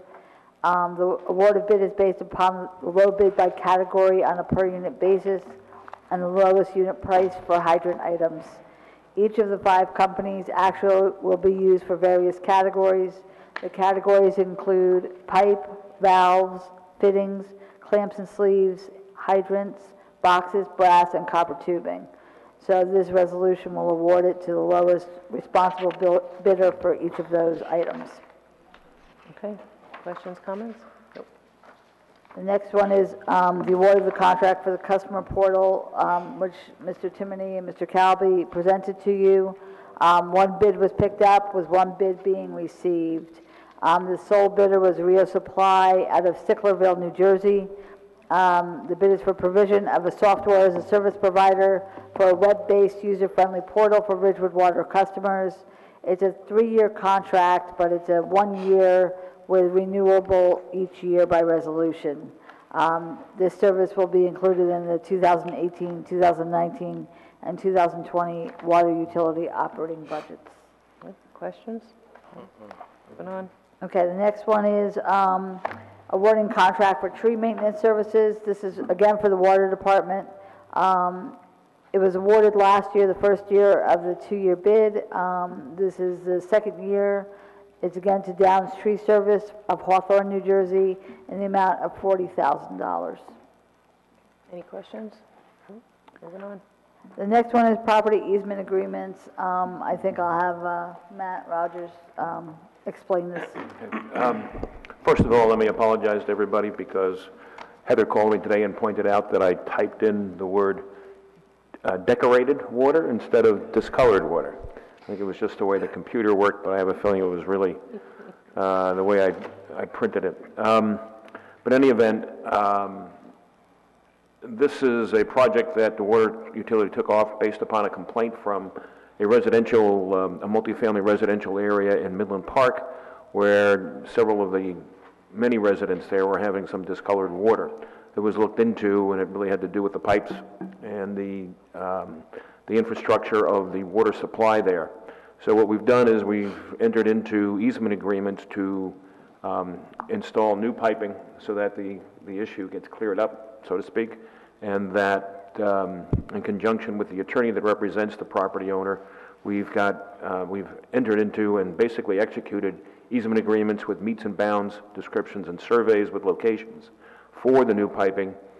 We want to record these at the county, and the county requires that we provide them with a corporate resolution from the property owner and a resolution from our council. So these are just the resolutions giving the authority to enter into these easement agreements with the property owner, and these will be recorded and made part of the property history from here forward. Okay. Any questions on this? Okay, our next item is... Just a question, yeah. Sorry. Is this going to cost us is going to cost us money to get these easements, or? Well, to put in the new lines, yes, it costs money. Yeah, I'm just talking about the easements, I mean. The easements itself, there is no payment to provide for that, you know, the property owner does not get a payment providing access to us to put in a new line. So we're not, you know, sometimes, and I agree, sometimes there may be a payment in that in order to allow access, but that was not a part of this situation. Okay, good, thanks. Okay, so the next item is under parking, our coinless parking, similar to Park Mobile. The proposals have come in. They're still being reviewed. We do have a verbal agreement with Park Mobile that we will be able to continue month to month with them until such time as we decide as to which proposal we would like to go with. We should have the analysis ready, I would say, by either February 28th or March 7th, so that we could hopefully award sometime in March, maybe for an April 1st start date. I don't know if there's any further questions. Yeah, I do. So I read, was there 5 of them, I think? Yeah. As part of the analysis, I'm assuming that you're going to put together some kind of a table as to, here are the features, here are the fees, here's how it matches with what we have, that, from a compatibility standpoint, et cetera. So we have a kind of a clear understanding of. Well, it'll be a comparison table. This Yeah, way you'll be that able to will help see it immensely. easily. I was a little confused going through these, to be honest with you. I did mine in Excel, but can I, it was really hard to do, actually, because there are little nuances. So if we do this February 28th, because we really want to cut to the chase on this matter so that we're not spending more or giving away more of our revenues. So if we determine which direction we want to go on February 28th, then the following, what day is our next meeting? March 7th. Okay, all right, so we could do it then. We'd have to do a special public meeting, because that's a work session. Yeah, because I don't know how everyone else feels about it, but I mean, the whole Park Mobile thing kind of took us all by surprise, that number and that commitment to 3 years. And I think the sooner we have a new plan in place, Park Mobile clearly gave they did right in this, and so I'm looking at it thinking, yeah, this is exactly what should have gone on all along. So obviously they're responsive to the request. So I think we should just get it done as quickly as possible. Okay. Anything else? No. Okay. So the next is under budget. We wish to declare a 2006 Ford Focus on to be on the surplus list. The vehicle requires more repairs than it is worth to the village at this point in time. And obviously it'll go on to Gov Deals, where we've had great success, actually. Okay. Questions or comments on the Ford Focus? Nope. We'd like to increase the amount of petty cash for the Fleet Services Department. Currently, they have $50. They'd like to go to $200 because the average cost to register a vehicle is $60, and that's done through this department. Questions or comments? No. Okay, the next two items I'll have Nancy Bigos, our Director of Parks and Recreation, come up for the turf replacement at Maple Park Field. And then the next one, I'll have Dylan come up. So, and Chris Rudesauser as well will be coming up for the Maple Park Field discussion. No, we didn't have any And Dan backup on Cramplett, turf. I'm sorry. We didn't have any backup on No, turf? we didn't, we didn't. This is just really an update for you, so you know where we stand on this project. Hello. Just make sure the microphone's on. Good evening, Mayor and Council. Is your mic on, Nancy? I am pleased this evening to present to you a proposal for the replacement of the turf at the Maple Park East. The department staff have listened to the concerns of its residents, and there is a serious need for the resurfacing of the Maple Park East turf field. This field was installed originally in 2006, is in need of replacement as there are divots, a loss of cushion, and also some tears in the actual turf surface itself. Administration and departments have met with the two top leaders in the industry. They are Field Turf and Shaw Sports Turf on several occasions, and we feel thoroughly versed in the industry standards and the options available to us. Together, we have established a brief synopsis of the process that we'd like to just cover with you. The first would be to verify the subgrade base. This is done through a perk test. I spoke today with an expert at Sports Care who does maintain our fields professionally, and he reiterated the process for me. There would be 5, 6, possibly 7 locations are located on the field itself. The carpet is removed, and a perk test is done, and then timed, and that data is then recorded. He felt that knowing that he knows this facility really well, as he has been the one that has been hired to come out and do some extensive brushing for us, he said he felt confident that the majority of the silt that has been trapped has been in the carpet, and that that silt and small particles that got through would then again be trapped in the backing that holds the carpet fibers together. He mentioned that if drainage problem is visible, then puddling or excess standing water would be obvious to us, and we haven't seen any of that on Maple Field. 4 days are required for the scheduling of this test, and it costs approximately $800. The selection process is next. Those of us that are sitting around this table, in addition to Heather, sometimes Bob Rooney, sometimes others involved, have sat and talked about the myriad of variables involved with the selection. This is carpet fibers, backing, infill selections, cooling additives, organics, different filaments, height of the turf, the weight of the fibers, alternatives offered, et cetera, et cetera. The team has come together and has selected and narrowed down our choices to include a slit and monofilament fiber carpet that is 2 1/4 inch in diameter, in height, with an infill of 50/50 sand and treated rubber. This product serves the multi-purpose use of our field for our players and users of all ages. Installation is the next area to be discussed. Installation takes about 21 calendar days. Once all of the approvals and permits are obtained, the first choice for us would be early spring. The next choice would be later in the summer or early fall. These times are based on availability of our supplier and also the great demand of our fields. That would be those times that we would inconvenience those the most, the least, if that makes sense. Cost estimates for this field replacement is approximately $480,000. There is a possibility of participation in the NJPA co-op and also the Middlesex County co-op, both guaranteeing the lowest price possible to the village.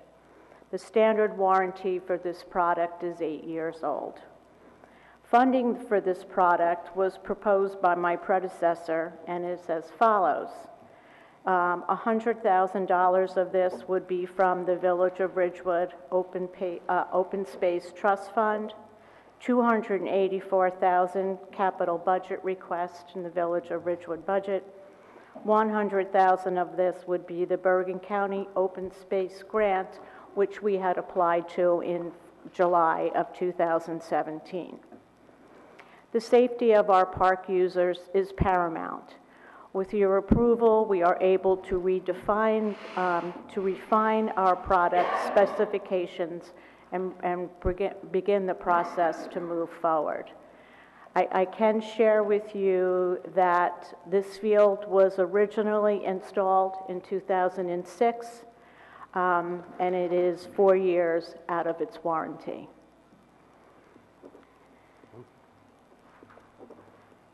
Thank you. Thank you, Nancy. Questions? Yep, okay, go ahead. Yeah. So you mentioned the warranty of the new turf is 8 years, you said? Correct. Okay. And do they state a life, I guess, a lifespan of how long this is going to last? Is it just 8 years, and after 8 years you're on your own, kind of? You probably need to replace it. Is that right? Okay. We're looking at 12 years right now, Councilman, yeah, for the field that we have. Okay. You said you mentioned a perk test. Is that what is a perk test? That's exactly it.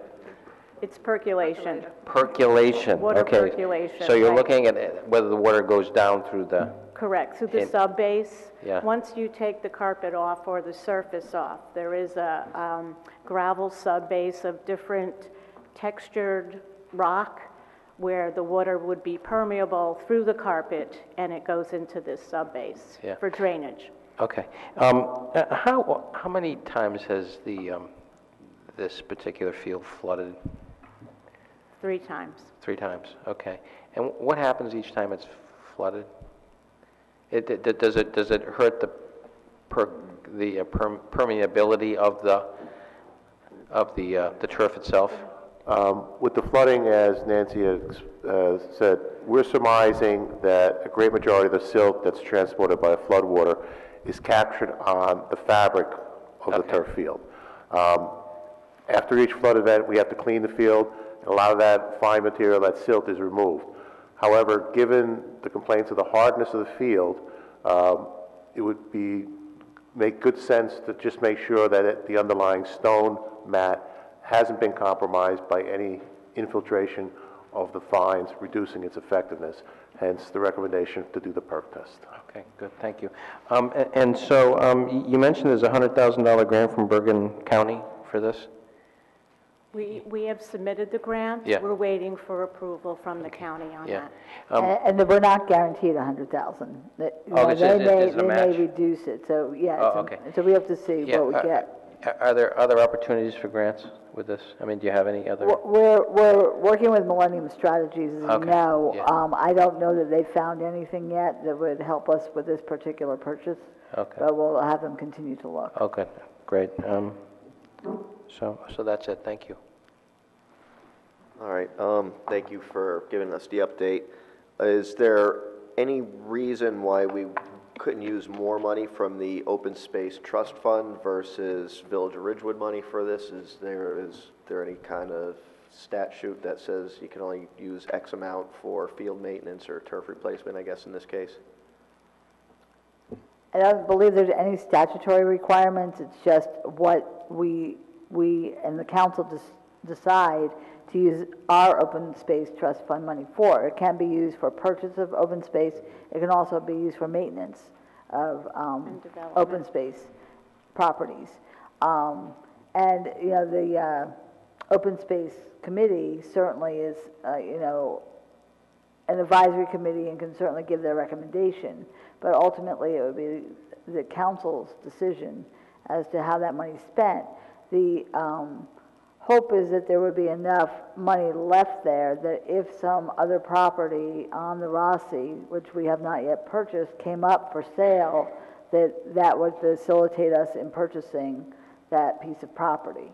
You know, it helped us in purchasing other properties earlier, and now, hopefully going forward, if larger pieces, parcels of land become available, it would allow us to purchase it. Obviously, as time goes on, it's replenished through our tax base, you know, through the open space contribution from our tax base.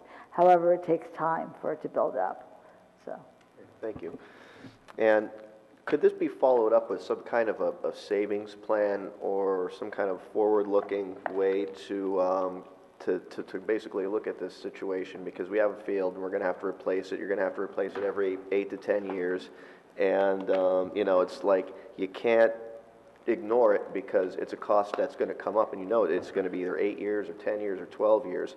And I was thinking if you compared this to the cost of maintaining a grass field there and then was able to create a fund and just put aside whatever those costs would be, it could offset or cover the replacement of this 8 or 10 years down the road. So it doesn't make sense. The argument at the time to put a field there was it would save a lot of money in maintenance and time and everything else, I guess, on a yearly basis. But then there's every 10 years when you have to replace it, let's say, that all those costs kind of ends up being a wash, I would guess. So, I mean, does that make sense? Would that be, could we see something like that? I have to say that I agree with you. There have been times when funds were requested in the capital budget, kind of like a sinking fund that we could put $100,000 away and hold it. Unfortunately, that there were more important priorities in front of the department directors, and that money was not allocated. Okay, so I guess that would be up to us then to make sure that that happens, because once again, I mean, there's things that come up, but then every 10 years, this is gonna come up, and this is a very big expense, so to have nothing prepared for it just doesn't seem like a good choice. So, that's it, thank you. Councilwoman Walsh? I mean, I don't really have any questions, I guess. The only thing when you guys were talking about the percolation test, so they're going to strip everything back, go down to the gravel, and then do the perk test? Or are they going Correct. to, so they're going to see what the okay. And then if we replace it and have a, what is it, warranty for 8 years, is there any extension of the warranty that we can get? Or like if they maintain it, or is there any other type of like long-term plan with them that we could? I want to say that with proper maintenance, we will be able to lengthen the shelf life of the field. Okay. You know, we do have the equipment now. We've been able to purchase that to be Yeah. able to do some of that regular maintenance within house. And I definitely know that with Danielle's expertise, you know, that upkeep of our fields will be a priority, and that is something that we're going to stay diligent with. Okay. Councilman? Thank you, guys. This is something that's come up plenty of times in fields and in Parks and Rec. And I think to put into context is the heavy use of this field. And as you know, we're in short supply of athletic fields in town. We have a very busy, recreational sports programs in town. And right now, when I'm hearing a lot of the concerns that are being voiced, is that there's two big issues with the field now. And one is the hardness of the field, and we alleviated some of that not too long ago with the decompacting of the field, because there was some of the silt that had hardened underneath. And so we took care of that for a while. And then the other problem that we have is because the blades are so short now, it's worn down. It's down to the mat almost. So the blades aren't long enough to hold the necessary infill that you need to make the field, softer. And at the same time, because the blades aren't long enough, there's not much traction. So now there's the risk of, injured knees, slipping and falling. Concussions are a big issue now, and there's a lot of awareness around concussion. And a lot of times concussions don't happen from necessarily contact between two players, but when you hit the ground. One of the things that we did as well and continue to do is the GMAX testing. And GMAX is basically a scale of hardness. And, at a reading of 200 in the GMAX scale is basically unsafe to play. The average reading now, if I'm not mistaken, we're at what, 185? NFL fields are what, 140? And you can see, if you watch any professional games and you see these guys running, you see there's just a bunch of like a black cloud coming out of their feet. So now there's enough concern where the high schools now has pulled the programming that they had scheduled for that field.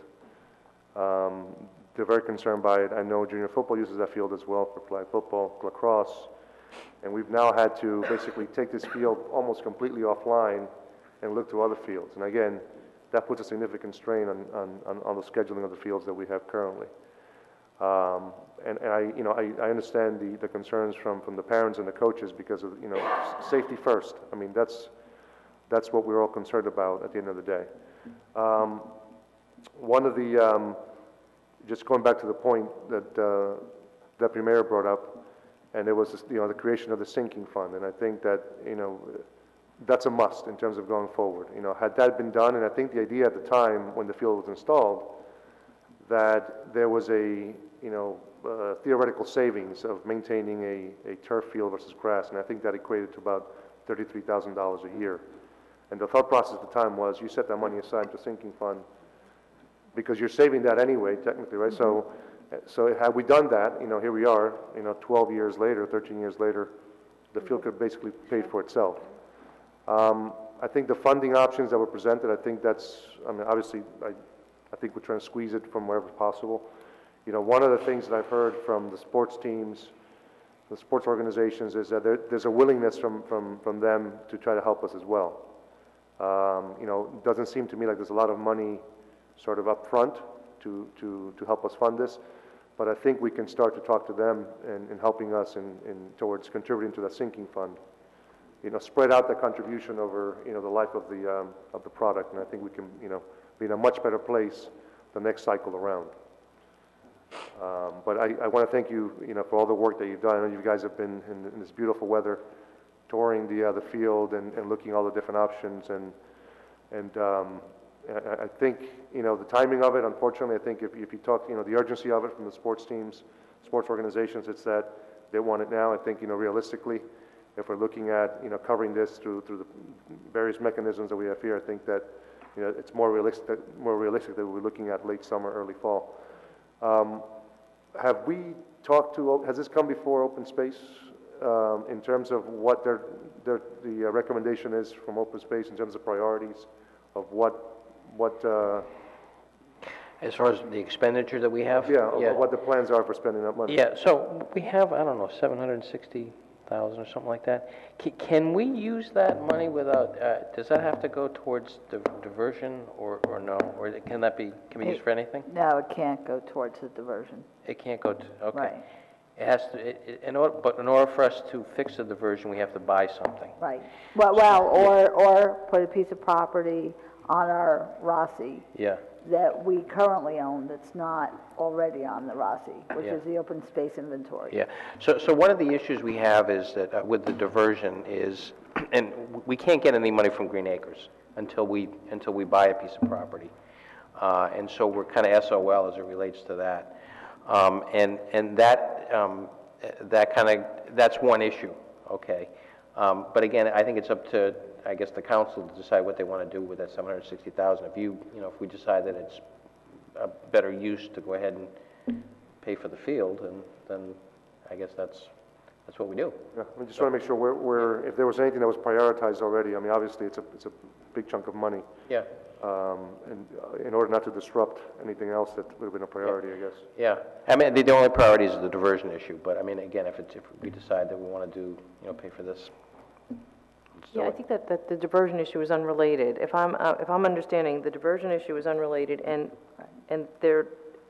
again, just to restate, because you, Councilman, what you said it again, was that we needed money that was held up until we purchased something, but we don't have to purchase anything. Correct. We have properties that we met with the DEP, Green Acres, and they indicated that there was opportunity to just convert property that we currently own and resolve the diversion issue without spending any money. Put it on the open space Right. inventory. But we haven't just found transfer anything, that. right? No, not yet, but we're still looking. You're still looking? We're still Oh, looking. So we're looking.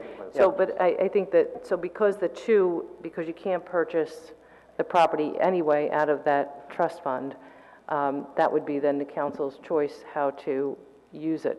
But my question is, I have a couple of questions. Were you going to say something, Heather? Yeah, I was just going to say, Ms. Bigos indicated to me their meeting, Open Space Committee is meeting next week, is that correct? Next Thursday. Next week, 7:30. and so, this can certainly be discussed at that meeting with them, and then the recommendation can come back to us as to what their feelings are. Okay. Right. Just curious, what was the cost to clean after each of the floods? Do you have an idea what that was? I think it was around in the $50,000-$60,000 range. So 3 times over those the 14 years we paid $60,000. A lot of it, and Wait, so you're saying $60,000 3 times? that's what I believe. But those were also charges when related to a flood that's been a declared FEMA event. We would submit to FEMA for reimbursement, and we have a very good track record in getting reimbursements from FEMA for those types of situations. Yeah, I was just going to say, I remember from when I was on Parks and Rec, and we had that first flood, FEMA, I think, reimbursed for that whole first cleanup, and then we did like the fluff Remember, we had that machine come to and do the fluff, and that, I think was like 25 grand. But that was normal maintenance, when they did the fluff, that's how you keep it Right. fluffed. Yeah, they comb it. For lack of a Is that the better term. that's not the decompacting? No. And what was the cost of decompacting? I think it's all inclusive. I Oh. can't really answer this, Mayor, that I know that Tim handled all of those responsibilities. Okay. You can get that information if you want it. Yeah, I think it's helpful in understanding the, the real cost involved. And because when we say that we saved $33,000, I think it was, did you say $33,000 in maintaining grass, but then we're going to take that, and we saved technically you said save $33,000 and not maintaining a grass field, but then you're taking that same 33 into a sinking fund so that you can replace turf, then technically you haven't really saved anything in it, if I understand it correctly. You haven't actually saved anything because you've taken that savings and you've put it back into that sinking fund, and so it's not really savings for anyone, unless I'm missing something. It's not that you put money away to save money, it's it's for the use, so. No, but I understand that, but Right. the purpose of implementing a turf field, installing a turf field was, the idea was that you're going to save X number of dollars every year in maintenance of grass, and that number was 33,000, so I understand, but now you're taking that same money, and so it becomes a wash for what it's worth. It's a wash, so you really didn't save anything. Okay, I just want my point. Okay, if we can have those costs, I think we're all good to go. There's also one other major factor that we haven't discussed tonight on a turf field, is a turf field can support much, much greater use than a grass field. No, I think understand. grass is great to play on. My daughters played on it extensively. They played on turf. I would love to have always had played on grass, but our grass fields just cannot support the need for field, and that's where, unfortunately, we are married to a turf field that provides that greater use for our sports. No, and I agree. I absolutely agree. I get that, if you have a grass field that's overused, it has to come out of, it can't be used, so you have to take it out of Correct. use until it kind of rests and it goes through that process. So I get it, and I don't disagree. I'm not disagreeing with the turf. I'm just trying to understand the other cost involved in it, that's all. Okay. So I appreciate it, and I know we're going to replace it, so it's all good. Thank you. Okay. The next subject, I'll have Dylan Hanson, our IT director, come up, and also have Ms. Bigos and Mr. Cramblett stay. So we've been asked to look at ask the IT department to come up with a plan on providing public Wi-Fi at both Graydon Pool and Memorial Park at Van Ness Square. Questions have come up about liability. I know Mr. Rogers has given an opinion, costs, maintenance and functionality. I know that Mr. Hanson has reached out to various companies that do public Wi-Fi, whether they be in malls or the Bronx Zoo or Central Park, and he did various research. So I'll have him comment on this, explain it, and then we'll have you ask any questions you may have. All right, yeah, this is a project that's been going back and forth for a couple of years, and as more and more companies are seeing a need for public Wi-Fi, they're developing more applications, both cloud-based and hardware to support it. One of my biggest concerns back in the day was you just open up a Wi-Fi and then anybody can connect to it at any time, no matter where as long as they're within distance of it. The newer applications now will allow you to allot a certain amount of bandwidth. They'll give you priority status. So if we do this, we can allot bandwidth to the locations, but if the village needs that bandwidth for their day-to-day operations, we get to use that bandwidth for us first before it's used for this. We can also control the time. We can say public Wi-Fi is available from 8 o'clock in the morning until 6 o'clock at night or 9 o'clock at night. One of the other benefits of this too is with us being able to do this, we're going to expand it into the park. So when we have July 4th out here, the coverage for Verizon becomes very minimal. So from a public safety perspective, they'll be able to jump onto the Wi-Fi network for the village and be able to conduct their operations as well. utilizing these access points. So there's a lot of benefits in expanding the system. The one application or the device I found was in the range of about $5,000, and then the access points, which are ruggedized, which would get put up in the various locations, they run between $600 to $1,200, depending on size, range, and power consumption that would use them. And each device would handle a multitude of different networks at one time. So we'd have the village network, and then you'd have the guest networks, or the guest network and different village networks, one for the police, one for our operations, different departments, so on and so forth. And it would be all controlled by this device and our firewalls. So it gives us a secure. And the other thing about this application, we can run reports and see the type of usage that's being used on it, the peak times that it's being used. We can also see what kind of services are being used, YouTube, Facebook, and we can also put limits on those as well if they're being overused. So we can also control that with this appliance as well. So there's a lot of benefits to it as well. I think one aspect of it is that we want to have a sign-in for people who are going to use the Wi-Fi. Yeah, as I went to different locations, I'm a member of Bronx Zoo. When you go in, you have to register your device, so you put your email address in. It sends you an email. You have to confirm that you got the email. Once you do that, then you're on the network. Same thing, Central Park was the same, Westfield Shopping Center, Bergen Mall, Sheridan Crossroads charged you a fee. They charge you $5 for the day, or you can buy a 3-day pass for $10. So, yeah, they have all different ways of doing this. This device allows you to do that, but it's not a feature that I'm looking for. Okay, questions? Yeah, Dylan, you mentioned, you said the cost was $5,000, then plus you have to have the, I guess, the antennas, it's another $600 to $1,200? Yeah, the access points, but they wouldn't just be used for this alone. We'd also be using them for village employees that are out in vehicles or have laptops that conduct day-to-day operations. So, and there's a monthly fee for this too, or no? No. So it's just $5,000 plus the antennas, and you're good to go forever? I'm good to go until the appliance runs out of warranty, which I believe is 3 years. 3 years, okay. Could you just tell me what the total cost is and I know you said, you know, there's some antennas that are $600 to $1,200 and there's $5,000 here. What's the total cost for this?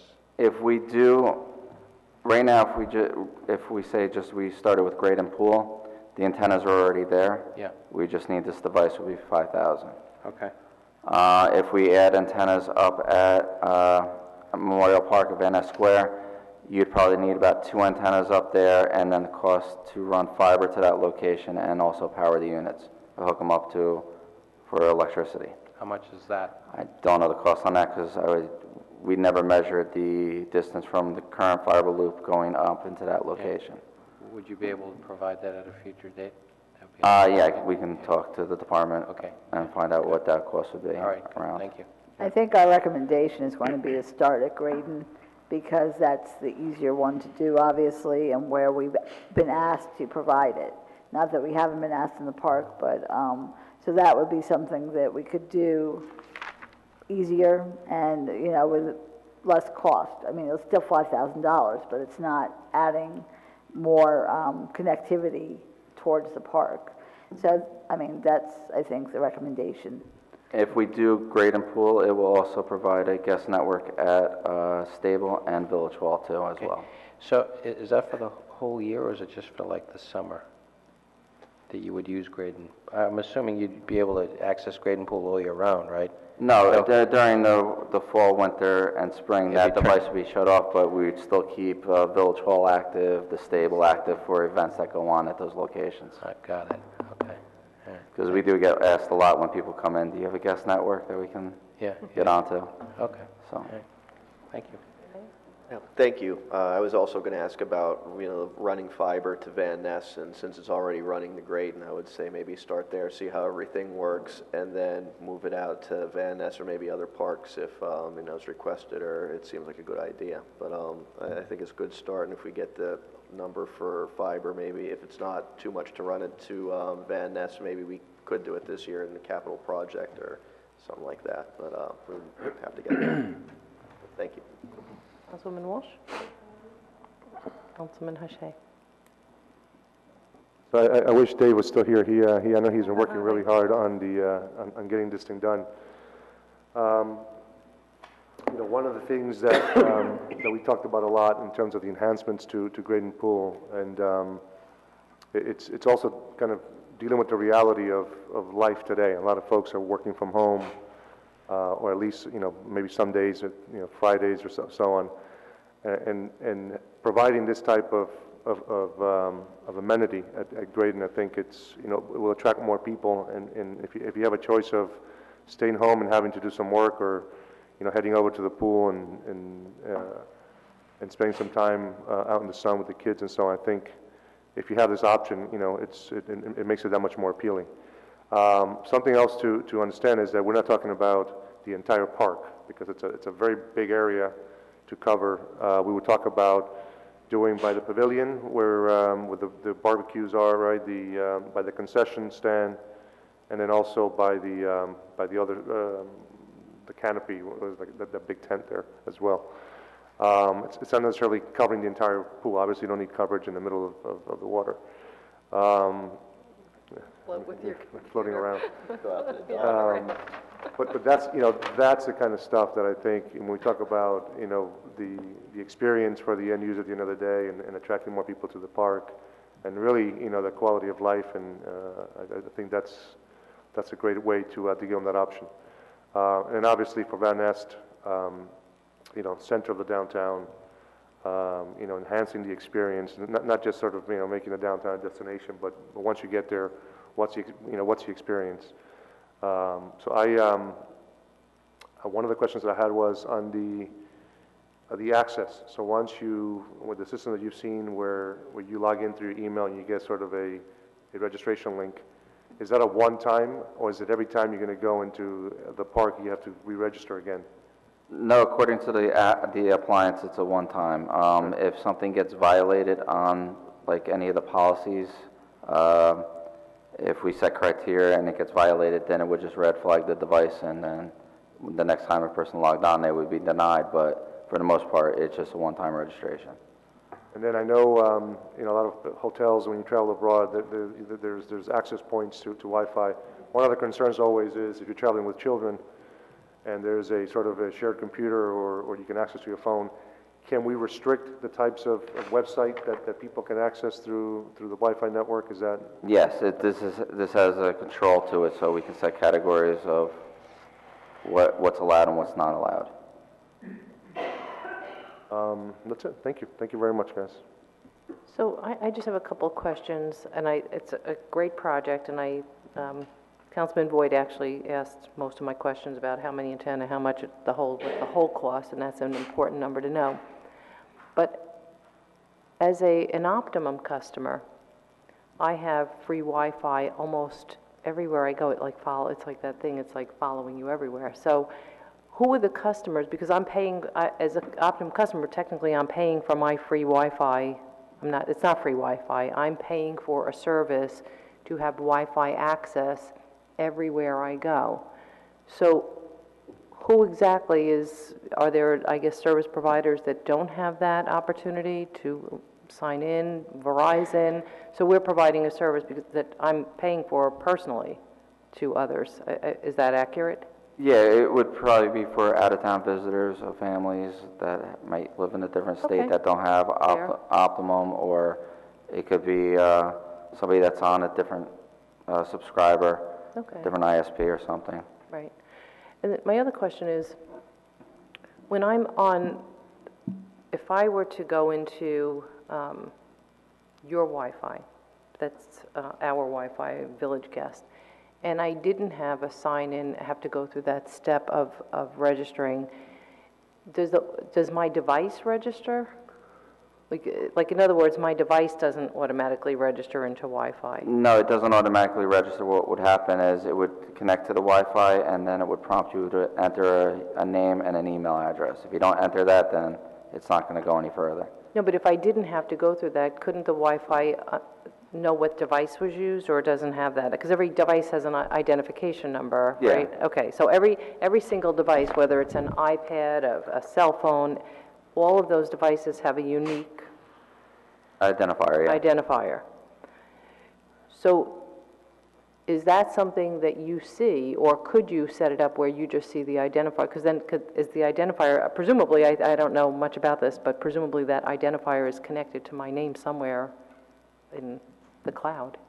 Well, only if you register that ID with your name. If you just connect that up and don't put any name to it, the system doesn't know that it's yours until you associate yourself with it. But you would have that as an option, is in other words? That would be one of the permissions in order to get onto the Wi-Fi, that we Got have it. a name associated with the device. A name associated with the device. A name, an email, and a device ID. So then if someone were to log in with an email address and say I'm just trying to think worst case scenario, if somebody made up an email address, they had some bogus thing somewhere, and then they logged in, and obviously we're doing all of this to make sure everything is a secure system. So if they're doing something wrong, I can't imagine what somebody could do wrong, but if they were doing something on the internet, that even if they registered with their email, there's still that identifier there for that device. Yes. Okay, that's, I guess, what I... The MAC address. Got it. All right, good. All right, good. Thank you. Thank you very much. Thank you. The next is release of the bid bond for the public valet parking. The public valet parking is over, and so we just need to determine their bid bond, and as long as we get a release from Mr. Rooney, we can do so at our public meeting via resolution. The next one is under policy, discuss donations to the Parks and Recreation Department. We have some residents, the Bowleys, who live on Kenilworth, and they have made an offer of donating 2 sets of windscreens with installation to be used at the Somerville tennis courts. This value is $110. This couple does not have any applications before any village board at the present time, and that's one of the criteria for donations. So we would like to accept that donation from this couple. I just, Nancy's still here. How high is this screen? Is it the 6 foot? I believe, Mayor, they're 6 foot by 50 feet. Okay. 6 foot by 50 feet? 50 feet long. 50 feet long, just so that it can be heard. That's why I'm repeating Yeah, it. so that's a... Okay, all right, that's helpful to know, because it's like a 6 foot barrier, but it's there for their privacy. And that's, right. it helps prevent, it helps create more privacy for the gardens that are surrounding that from private properties. No, I agree, I just Yeah. was curious about the height on it. Okay, thank you. Okay. The next one is the no-knock solicitation ordinance, which we discussed previously, and I know Mr. Rogers looked into various legal issues that we requested him to look into, so I'll have him speak to this. This is a continuation of the discussion that we had last week with regard to a no-knock ordinance. As you recall, we talked about the potential, and I'll just get right to the point, about the potential to be able to exempt certain organizations, such as school-sponsored or municipally sponsored organizations, from the no-knock list, if we have a list. What I did do is, I did some research. I also, went through some of the other ordinances that other communities in New Jersey have. And I think it prudent to really state what we stated last week, is that if you do set up a no-knock list, from a constitutional standpoint, it's very difficult to exempt certain charitable or other organizations and leave out the commercial type solicitations. So the prudent way to approach it would be something similar to a no-knock list, and that would really prevent people from coming there. You'd have to rely on the individual homeowner to be able to identify someone who may violate that, and they may not want to violate the high school band or the baseball association from coming to the house. But certainly, the ordinance itself can't speak to any specific exemptions. What I provided you is, number one, a no-knock, no solicitation list that was just recently done by, or not recently, but was done by Hanover. I also showed you some of the other towns that have exempted areas from their registration requirements. And as you know, in the village, we have a peddling and solicitation ordinance or code section that deals with registering and making sure that they get proper registration before they go out in the streets to try and peddle or solicit. One town that I provided you with, Hamilton Township, which is in Mercer County, took a more aggressive stance, and they set up a no-knock registry with exemptions. They did this in 2017, and they haven't had any challenges to it yet, but they didn't, they're taking what I think is a chance by putting that exemption in there, by exempting those particular organizations in the ordinance for the no-knock registry. So it's really going to be a matter of which way you want to go with this, and maybe we can discuss it further. But, there's two suggestions that I have at this point in time. Number one, our ordinance is a bit old, and there are some, just in terms of the registration, there are some organizations that we could exempt that are not exempt presently from the registration in the peddling and solicitation ordinance. The second part of it is really dealing with our no-knock registry. I think if you look at Hanover has a pretty, even spells out the way that they set it up, which is really not a bad way to do it. But I would caution the council with regard to writing exemptions into the ordinance itself, and only to avoid a potential challenge later on down the line. Ridgewood is a relatively sought-after commercial area for a lot of different things, for a number of solicitation groups or soliciting groups, and I can see that there'd be some scrutiny placed on a no-knock registry and the enabling ordinance that sets that up. So I certainly would caution you with regard to that. But as you can see, one community has done it. Maybe there are others out there, but that was one I was able to find and had a chance to talk to some people in Hamilton Township as well. So unless you have any questions. I do. Okay. A theoretical. So what happens if a house says they're a no-knock house, okay? And they decide to accept the band. The band comes in and they buy whatever from the band. And then Verizon comes in a couple weeks later and they don't accept them, okay? And Verizon complains. Right. Okay. Who's liable? The property owner. Property owner's liable. Right. Okay. Village has... If you don't exempt the band, we have no liability. We would not have any liability in this regard. All right. Thanks. Okay, Mayor, any questions? Nothing at this time. Have any questions? Just real quick, so what you were suggesting, if I heard you correctly, like a school programs wouldn't have to, like charitable wouldn't have to register? We would exempt them from the Well, if you look at our list of, I did have the code here. I may have misunderstood, but... Yeah, no, we exempt persons whose activities are regulated by the state, selling subscriptions for delivery of newspapers, they're exempted. Any other entity contained in this chapter to the contrary, notwithstanding, a person may go from house to house. We don't necessarily exempt any, this is from the registry, we don't necessarily exempt anybody from any charitable organizations, the school-sponsored or the other ones. I think we ought to just look at that from the standpoint of which of those you may want to do, if you want to do it. I think it's another prudent aspect of what we do is that I think we require them to register, but we don't necessarily require them to pay a fee. Okay. And that is something that I think we've done for a while, which I think is a healthy way to approach it. Mm-hmm. So, but we could include from the fee standpoint other ones in the ordinance, even though we probably don't charge them a fee anyway. Right. Okay. Yeah, it did come up this weekend because the band is selling fruit. Right. Student 6C, I'm placing my order. So I put my order in before I brought this issue up with the council. So. No, I'm just whoever 6C is.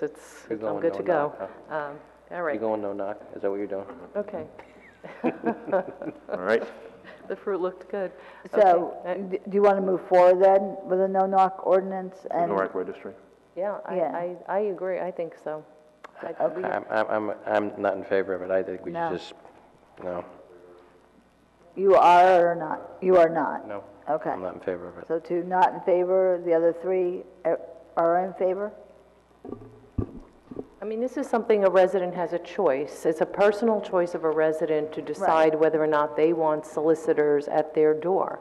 And without that registry, individuals are subject to whoever comes knocking. And if they want that privacy and they want to maintain that, it's not that we're requiring anyone to do it, it's just an option for residents if they prefer not to have solicitors at their door. Right. It's, you know, Correct. and it's actually came as a result of, as we know, an incident that happened where there were multiple people complaining about solicitors who actually wouldn't even leave.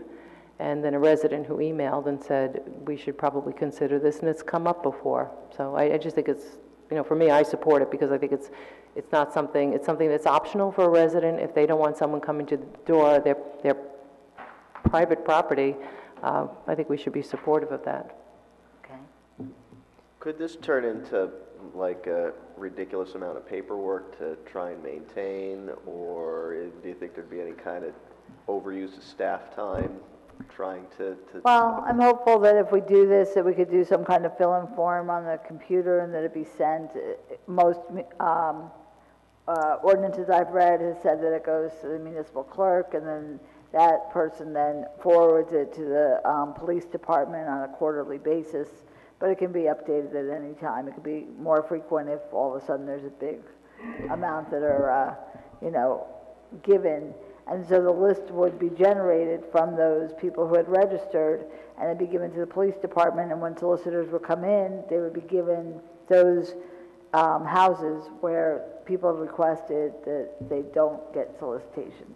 So they would be then notified, you know, as they are given their permits. And is there any benefit to maybe somebody who would want to run a scam or do something by going door to door? So they obviously wouldn't be looking for permits, and they wouldn't be looking for no-knock lists from the police department. They probably wouldn't want to go anywhere near the police department. Right. So how is there any way that this might? Well, if we do find solicitors who are going door to door and they don't have permits, then usually some of our residents will call and say, does this solicitor have a permit?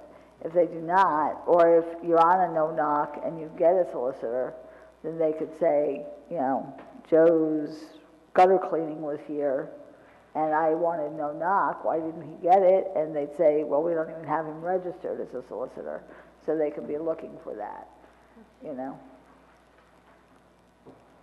I don't know, I'm on the fence about it, and I'd say maybe put something together to consider, but yeah, at this time, I wouldn't be able to say yes or no if I'd be for it. I'd want to see what the ordinance looked like. Okay. And Councilwoman Walsh? I would just suggest that if we do a no-knock ordinance, there should be some other, you know, like not say no solicitors, but just like we have our resident stickers that somebody could put maybe in their side light or put somewhere as the added reinforcement that, you know, that house is a no-knock house. Right. And something like that might even deter somebody trying to do Yeah. like a scam, or they Yeah. might walk up and see Yeah. a sticker that says no solicitation by Yeah. order of. But that could be Village of with the Ridgewood or permit, something. so that it Right. could say, you know, these are the lists, but if you see the sticker, you know it's a no-knock. Possibly. Okay. Not that everybody has a side light on. So I guess what we'll do is, if Mr. Rogers could create a sample ordinance, and we'll look at it on February 28th or March 7th prior to our March meeting, and then we can see what, you know, how you feel at that time. Right. Okay, great. Okay. So the next one is about the prepaid 2018 property taxes. As you know, here in Ridgewood, we collected over $21 million in prepaid 2018 property taxes during the month of December. As a result of recent IRS guidance on the deductibility of prepaid 2018 property taxes, some taxpayers are seeking refunds of payments made toward the third and fourth quarter of 2018 property taxes, since there's no bill for that. The Division of Local Government Services has promulgated guidance after consultation with the Attorney General. And basically what they're indicating is that the village council governing body should consider a resolution authorizing the tax collector to refund 2018 third and fourth quarter taxes not yet billed when requested by the taxpayer. And therefore authorizing the refund as a policy. In addition, in the event the mortgage company makes a payment on a quarter already paid by the property owner, the refund should be issued to the mortgage company. The village tax collector provided the major mortgage companies and servicers with an updated payment file in January, and taxpayers were also advised to notify their lenders that they prepaid. Regarding the issuance of a 1099, in the event the taxpayer receives a refund, the auditor, the village attorney, and our CFO are in agreement that a 1099 should not be issued. So if we are going to authorize any refunds, we should adopt this resolution, which you have a sample of with your paperwork. So I just have one quick question. Do we know how much of that collected money was from third and fourth quarter? Mr. Rooney come up if he knows offhand.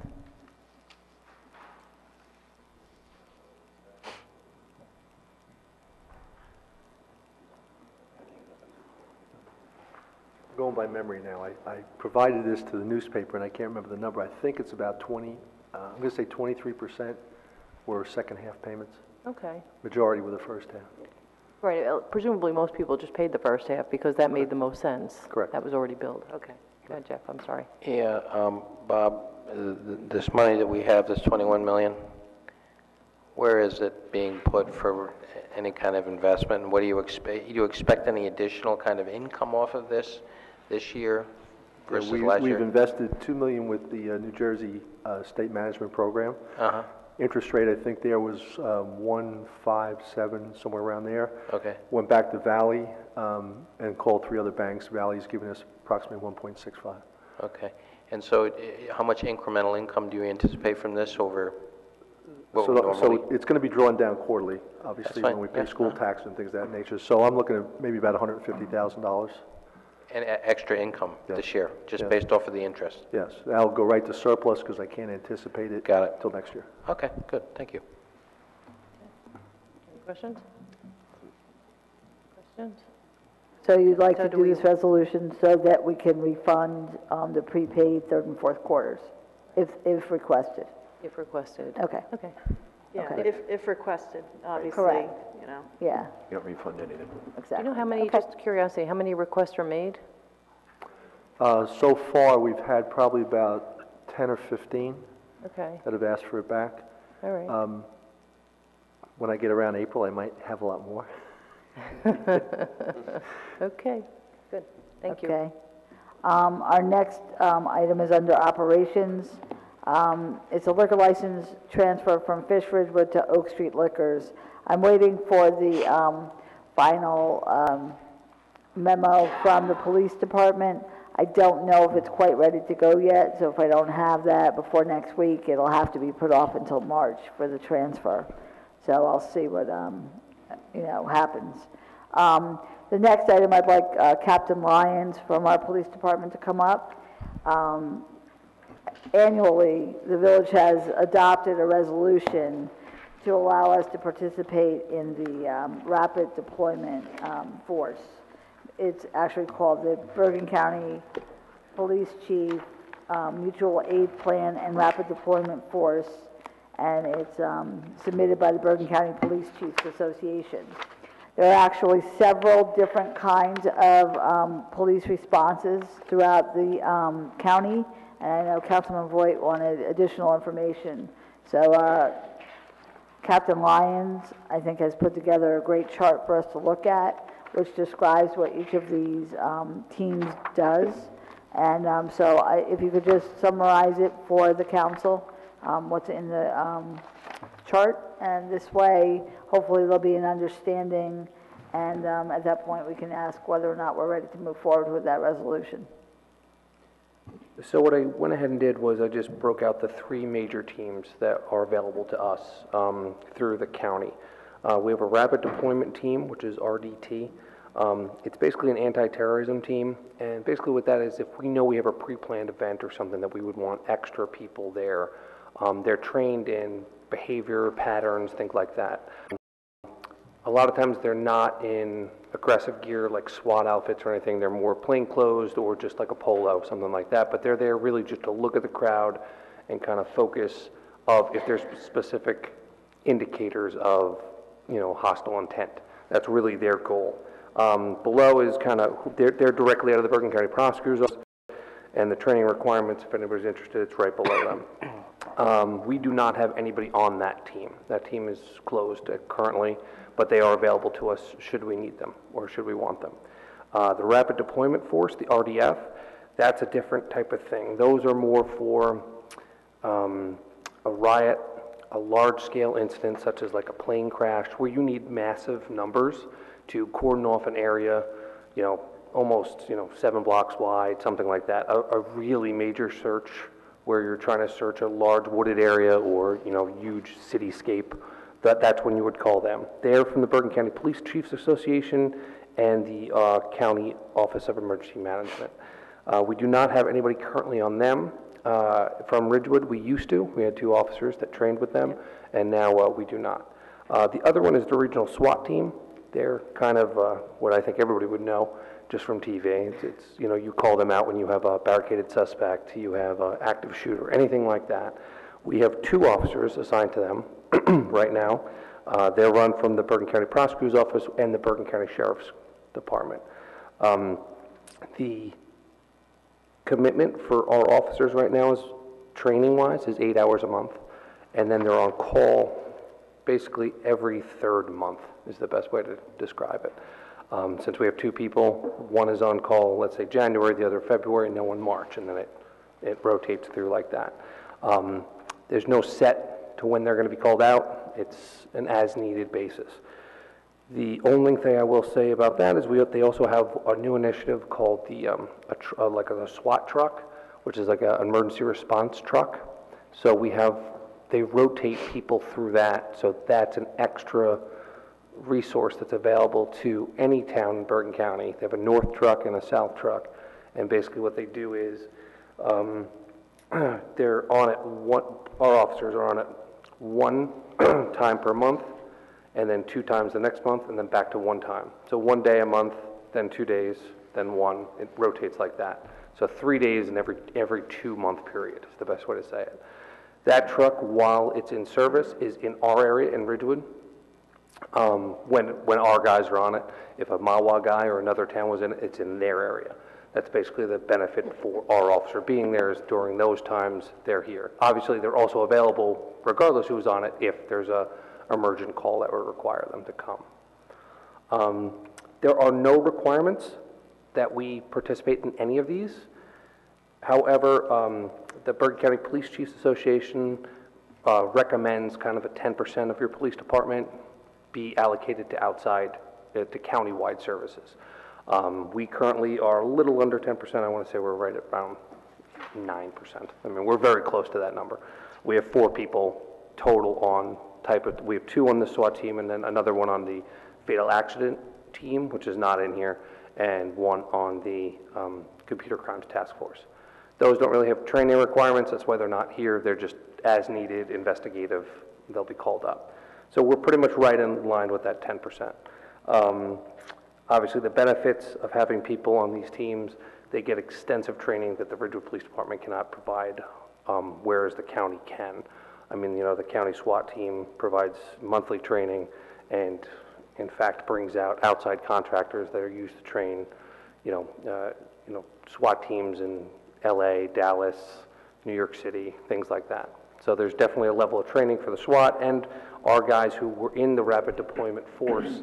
We've never had anybody on RDT, but the RDF guys learned a lot about protest mitigation and hostile target, negotiations and things like that. Things that we just don't do here. So it's good that they can bring it back and kind of give an overview to the rest of the department. Any questions individually on these, or? Yeah, Chenzo, what is this costing us per year? So right now, I mean, we could break it down. I can actually get you the physical what it is for the 2 guys on the SWAT team. I could break those out. I don't have the exact numbers, but you got to figure the only thing that they recap for us is $3,000 a year per officer.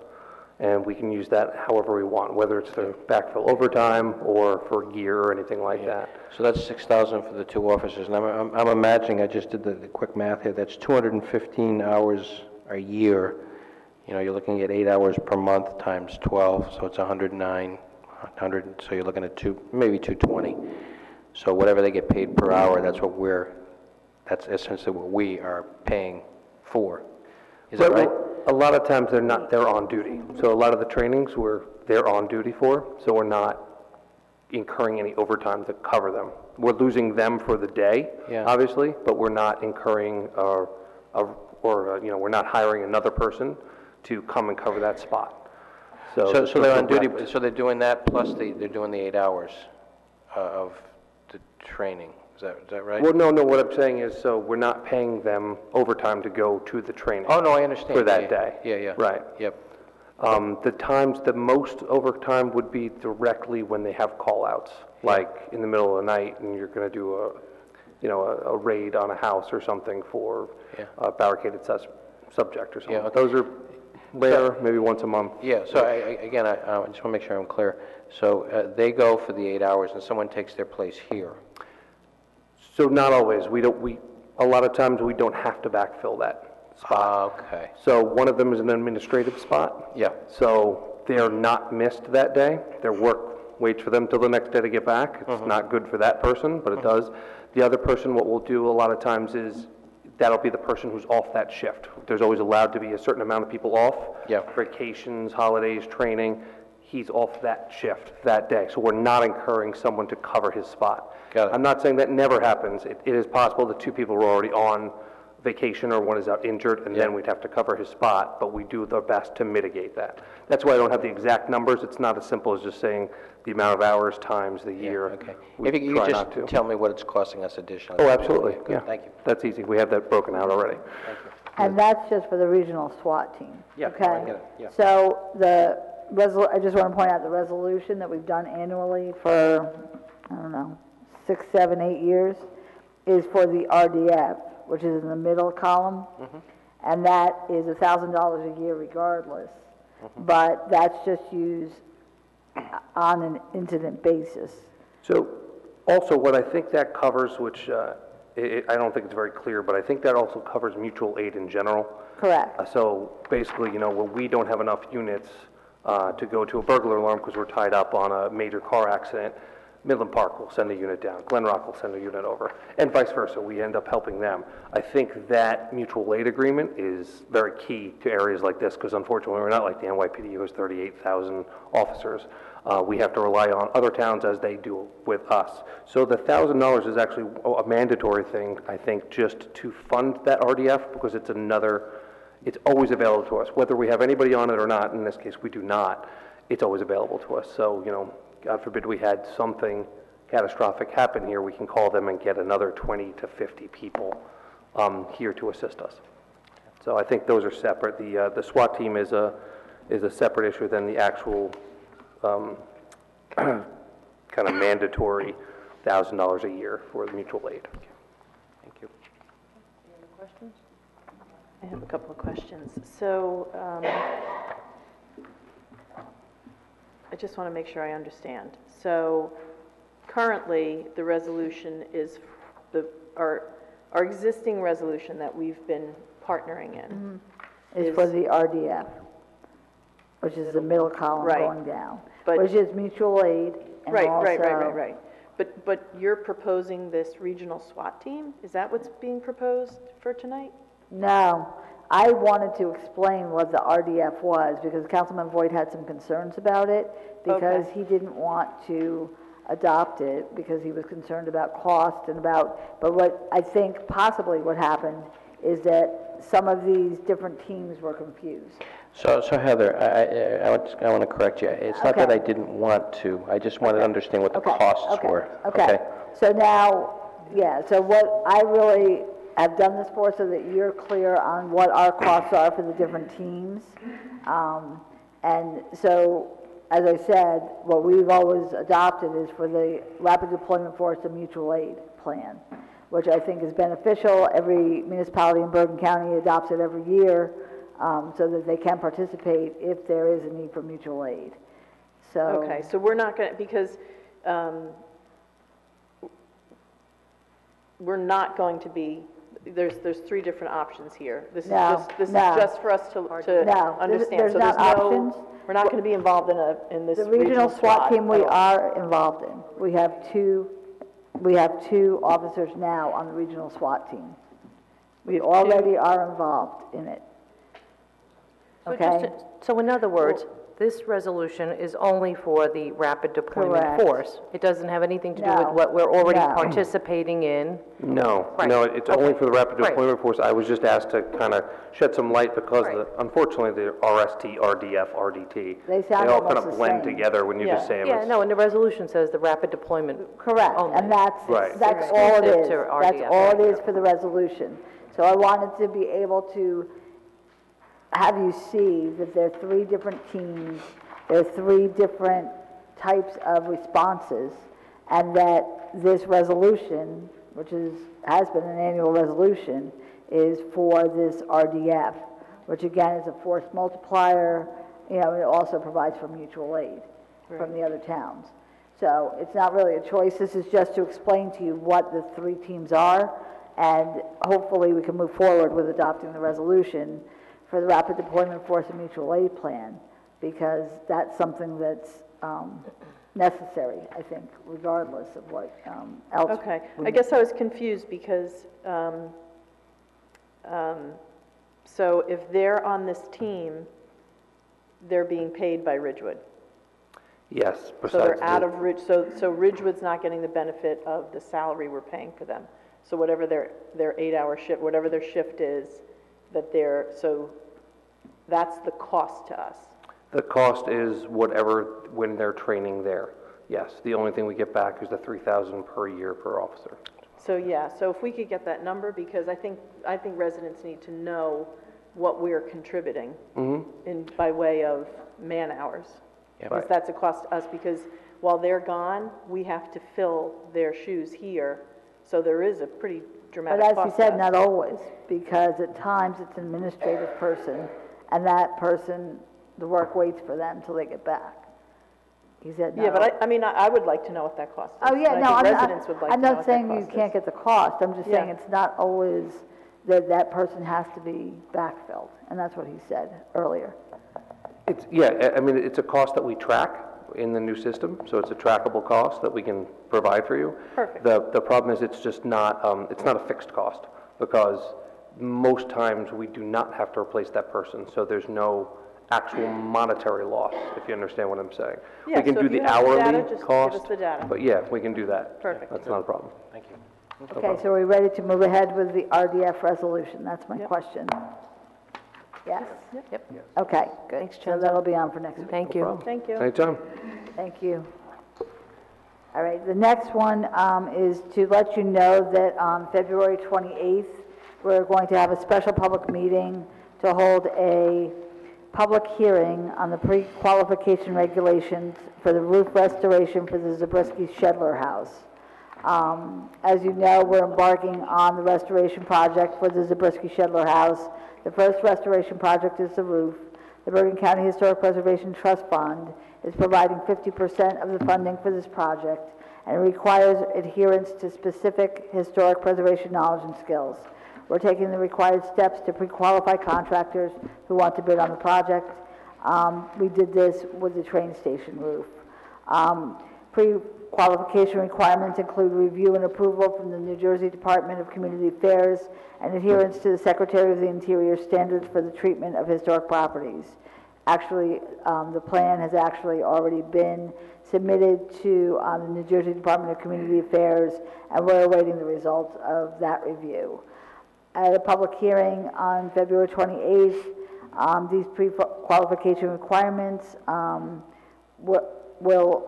let me start. Pre-qualification requirements are available in the village manager's office. Anyone wishing to see them, look at them, may certainly request that a copy be sent to them, or they can come in and look at them.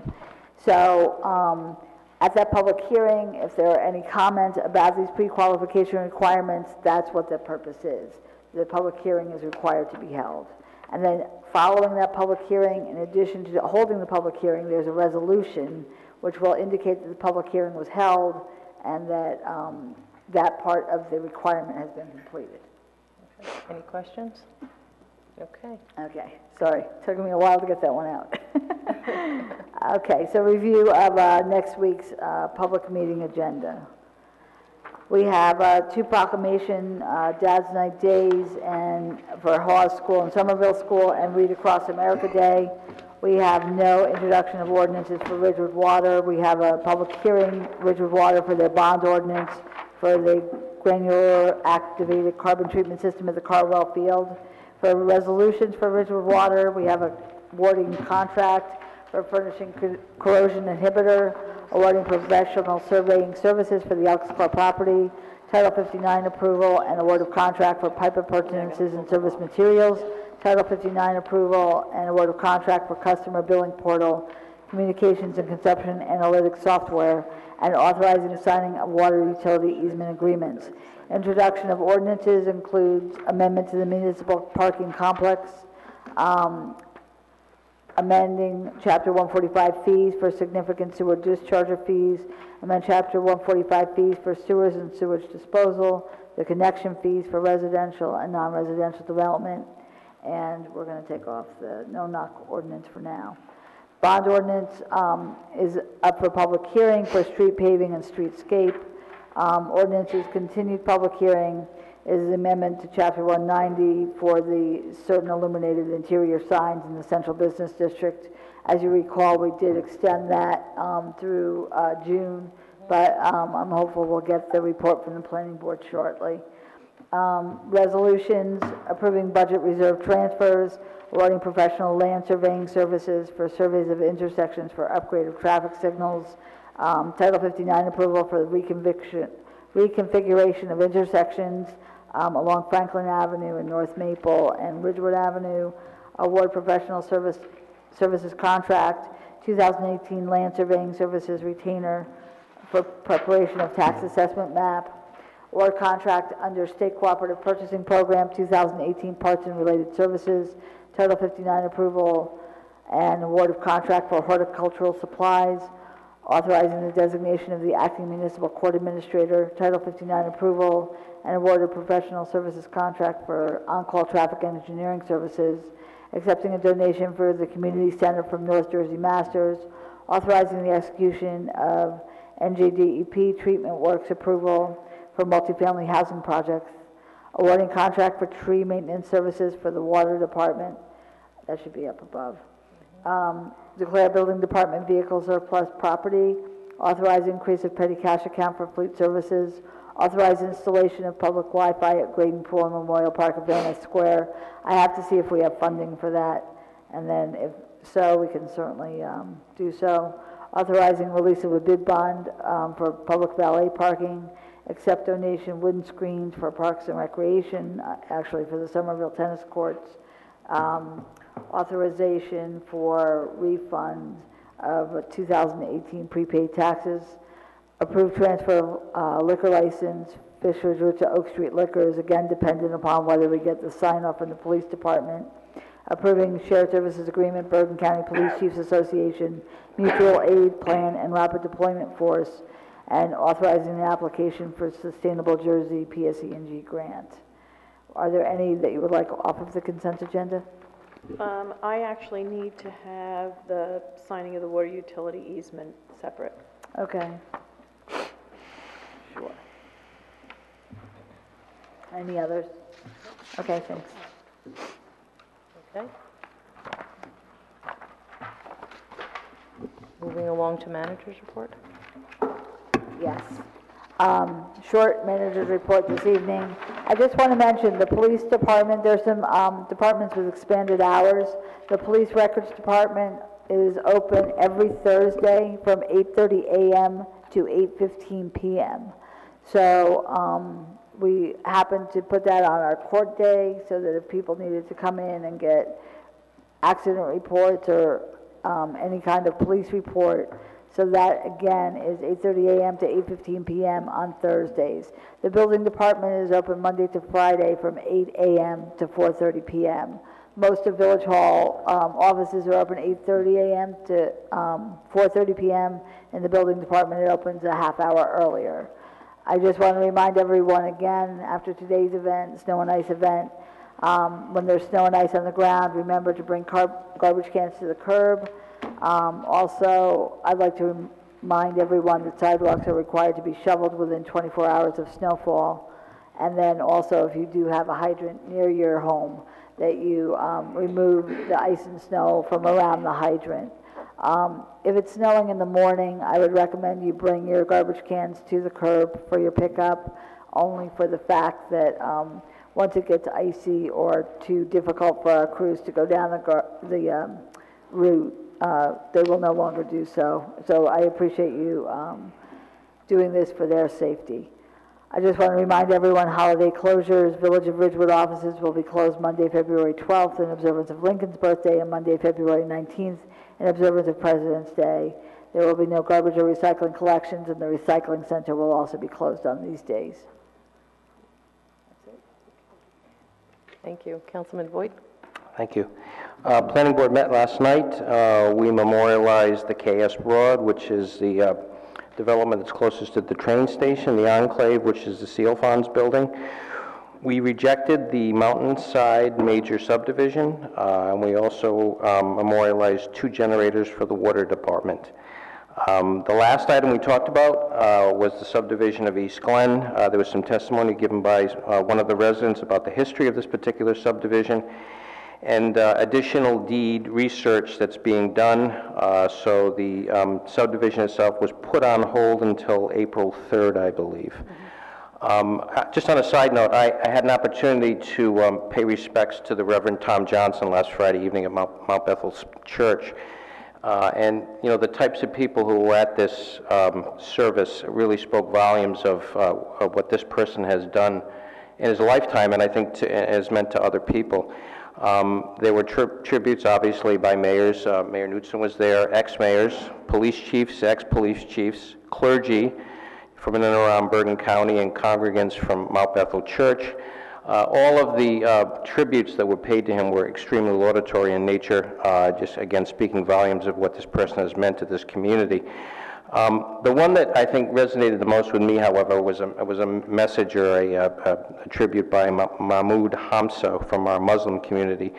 Mahmoud stated that during 9/11, the Muslim community unfortunately was ostracized throughout the New York City area. Reverend Johnson, through the Community Relations Advisory Board, welcomed Mahmoud into the community and supported him through all of this. And it really was an act of, you know, unmitigated acceptance, and sent a very strong message to other people that, you know, we're all in this together, which kind of spoke, again, of what this man meant, I think, to many people in this community.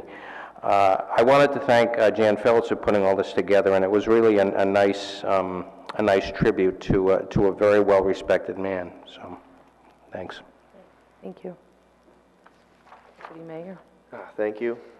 Sustainable Jersey held its Mayor's Climate Summit Saturday at Rutgers University. There were various speakers that discussed the science behind climate change, and there's discussion of the state's goal of reducing emissions by 80% of 2006 levels by 2050.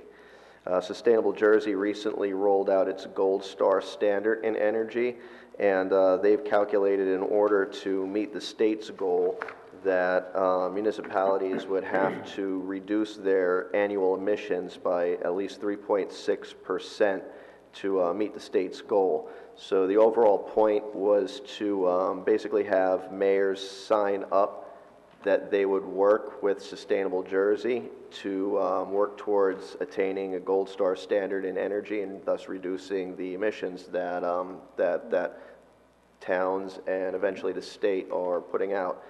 Ridgewood has actually already been doing this since in November. The village was certified at a silver level through Sustainable Jersey, and since that came out for years and years, there was only a bronze level and a silver level, so that's why this gold standard in energy is new. But having done all the legwork and all the documentation and everything to certify the village at a silver level, there's really nowhere else to go. So we have a very active green team, and we've already been looking at ways that we could move the village forward and actually reduce greenhouse gas emissions in a meaningful way. That's that. And then the Special Project Task Force met Monday here at Village Hall. A few things were discussed. The evaluation of regular electric use versus electricity generated by solar panels was basically completed and submitted to the Finance Department. And the task force is continuing to frame different scenarios with the budget, basically trying to map out what services cost. And that would be helpful in a scenario of, depending on what happens with the tax overhaul, if there's a big hit to the budget, we could kind of put out there what things cost and what we might have to cut to meet that particular situation, or if there was a financial crisis of any kind as there was in 2008 and 9, then we would at least have a menu of what things cost if we had to drastically reduce the budget because of some crisis outside of Ridgewood. So we're framing how to put that together, and we'll move forward. And I believe that's it. Thank you. Great, thank you. Councilwoman Walsh? I just have Ridgewood Arts Council.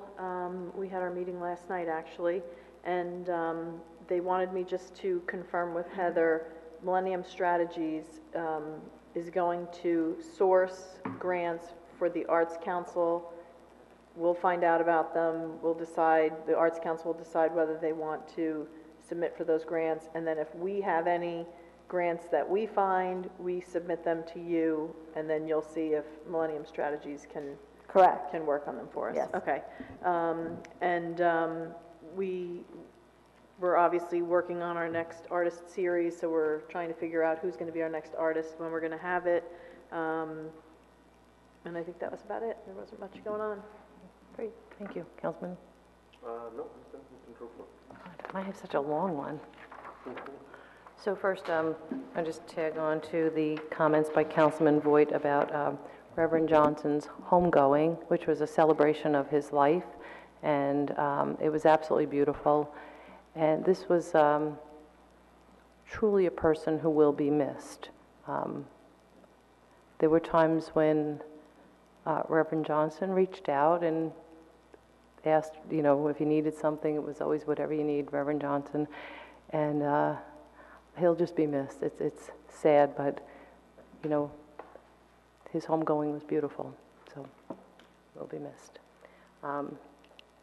And I agree that Mahmoud Hamza's comments spoke eloquently about the kind of person that Reverend Johnson was. Okay, with that. Site Plan Exemption Committee met to review the new frontage of Bear Burger at 15 East Ridgewood Avenue. The only remaining question is the requirement for an air curtain as required by the Department of Health. The application is now subject to historic preservation review scheduled for tomorrow night. Also on tomorrow night's HPC agenda is an application for proposed signage at Oliver R. Twist, which is an olive oil store, but if you say it quick, it's Oliver Twist, but it's Olive R. Twist. And they'll be located at 34 Willsey Square. Interfaith religious leaders of Ridgewood met yesterday morning at 8 a.m. We were joined by special guest Patricia Whitehead of the Homestead School right over on Hope Street, right here in Ridgewood. Patricia shared programming overview highlighting offerings for the students in 13 to 18 years old who find the traditional school setting challenging to navigate. The Homestead School builds confidence in a family-like setting, and anyone can visit their website to learn more at Homestead, which is HOLMSTEAD.org. The Homestead School is also sponsoring a Princess Breakfast at Christ Church on March 24th, 2018. special appearance by Spider-Man, photos with princesses, breakfast, 50/50 raffles, sing-alongs, manicures, tattoos, so lots of fun. Again, that is March 24th, 2018.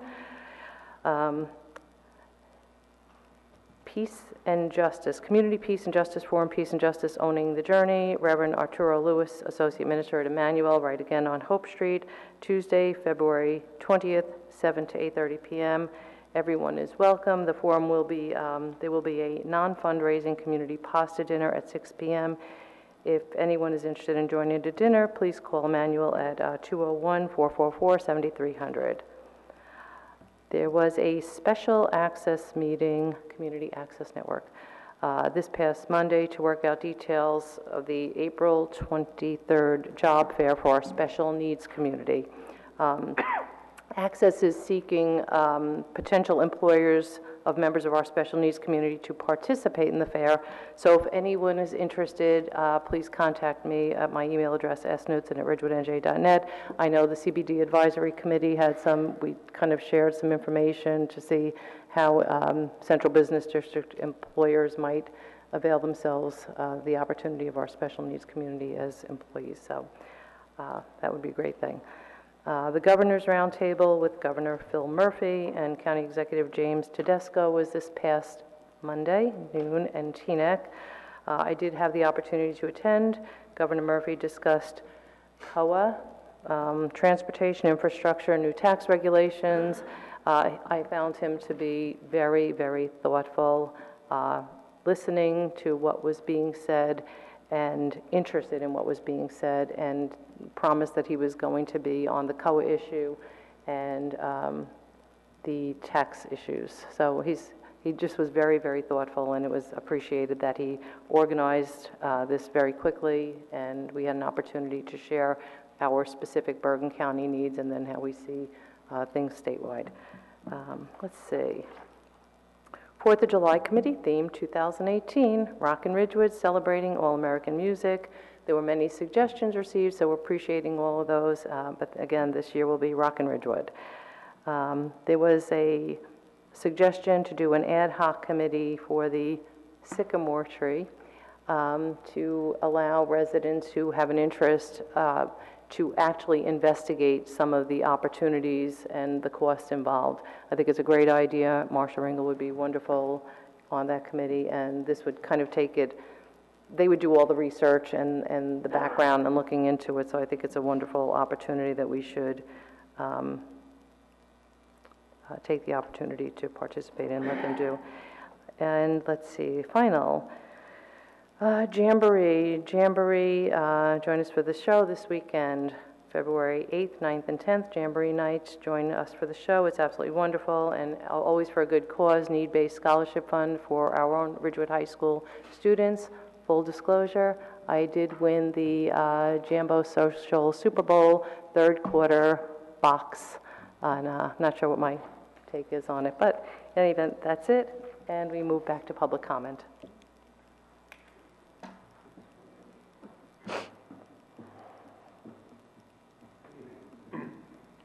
Rorick, Holiday 374 Evergreen Place. This afternoon I was forwarded an email from Mr. Hache, which I read. It's his monthly write-up, and I was so impressed by it. Very well written. It covers all of the issues facing the village. It's written in a very succinct way, not wordy, etc. Then I thought, by the way, this is the kind of thing the mayor should have been writing, but she doesn't, but you do it, thank you. And I thought this is the kind of thing that should be on the village website. This made me think of the village website, and I tell you, it's the worst website I've ever seen. It's out of date, it is user-unfriendly, it's confusing, on and on and on. And instead of wasting time talking about another stupid ordinance, this no-knock ordinance, spend your time and effort on doing something useful for the village, which is to clean up and come up with a new website. And what really brought, and by the way, this meeting tonight, I thought it was a very, very good meeting. enjoyed Ramon's thing about the CBD website, the Burbio app, and then this young man, the Water Smart. Now, all of these, for them to work, they have to have a common platform, which is the village website. And I have no idea how much it costs. I'm not an IT guy. And it might cost in hundreds of thousands of dollars. But we're going to be spending $500,000 restoring a house on the other side of 17. Believe me, that kind of money could go into coming up with a website that works. So, and we keep on talking about it, and then nothing happens, you know, it just goes on and on and on and on. And you spend more time on things like the, you know, what I call the chipmunk ordinance, which thank God never passed, the tree ordinance, which never passed, and the snow knock ordinance, by the way. Please stop telling people what to do. It's silly. I mean, if someone is going to be, I don't remember the last time someone came knocking on my door, excepting for once this cute little kid from Ridgewood High School band, and ended up buying enough oranges to last me for about 3 months. But it isn't like these guys are knocking on the doors day in, day out. I mean, it isn't happening. So why have another ordinance that people have to enforce? It is silly. Now, the other point I wanted to make is the village engineers presentation about the complete streets. I like that presentation. I can see many of the streets improving in quality, etc. And I must admit, this complete streets expression 3 years ago, his big buzzword was calming lanes, calming lanes. Now the buzzword is complete streets. And to me, as a victim of a traffic accident where to avoid an onrushing car, I fell backwards, ended up spending 3 days in IC at Valley. Thank God for Valley being so close. I'm really concerned about safety. Now, I've been threatening Bernadette about coming to your meeting. I should come. But 2 things are missing from this. One, we need intelligent stoplights. I go to Europe quite a bit, and there the lights are fantastic. When you're driving up, if there are no cars coming on the other side, the light automatically changes to green. When you're walking, you know, the pedestrian lights change if there are no cars coming. And so everything moves so much more quickly. I know every time I cross Maple Avenue at Franklin, I'm taking my life in my hands. I mean, that's awful, awful. And I keep on saying, oh, we're talking to Bergen County. It's been for years. When will that stop? When will we get it done? I don't understand that. And another thing, I always have this argument with the village engineer. In this country, all over, they have, or we have, 4-way stop signs, excepting for Ridgewood. And Chris, bless his soul, is absolutely dead set on 4-way stop signs. As somebody says, people don't obey them, etc., etc. And I don't get his logic. I mean, one place we should have a 4-way stop sign is the intersection of Ridgewood Avenue and Broad. People head west on Ridgewood Avenue and they swerve left, swerve right without stopping. Someone is going to get killed there. Okay. Thank you. Thank you. Actually, Mr. Helby, I'm going to thank you. I'm really going to thank you because you reminded me about the website and the audio. It occurred to me that we ask our IT person to do our website, but IT, and we ask them to look at our audio or work on our audio, and IT is not web design. They're 2 very different animals, and IT is not an audio person. Again, it's a very different animal. So you reminded me that I wanted to ask our village manager to let's start to look for either an RFP or something, because I so agree with you. I think our website is really bad, and I think it's an unfair burden to place on someone who's IT and not a web designer. It should be something from the outside. By the way, just as an aside, every year I get my parking permit. I have to fill in all these forms again. And by the way, the lady, the receptionist here at the building, is one of the nicest people I've seen. I can't think of her name. She's fantastic. Lovely, she's lovely wonderful. lady. But you have to fill in more forms. Now, we shouldn't have to do this. Okay. And I know the also, beeper went off, I'm sorry, we Okay, just want to okay. make sure we get to everyone else, but you know what, and I agree with you on that too. So we're working on all this technology, we're working on it, I Thank you. promise you, Thank you. okay?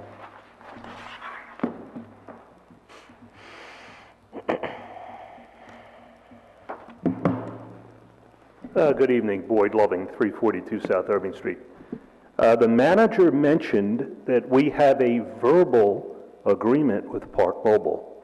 I'm shocked that the attorney would allow a verbal agreement for something as serious as this to happen. I think we need some sort of written agreement with Park Mobile with respect to this, because we know what's going to happen. On the 28th of February, a new clock is going to start, and we're going to be engaged in another contract with them that we're not going to be able to get out of. That's the way the contract was written, I think.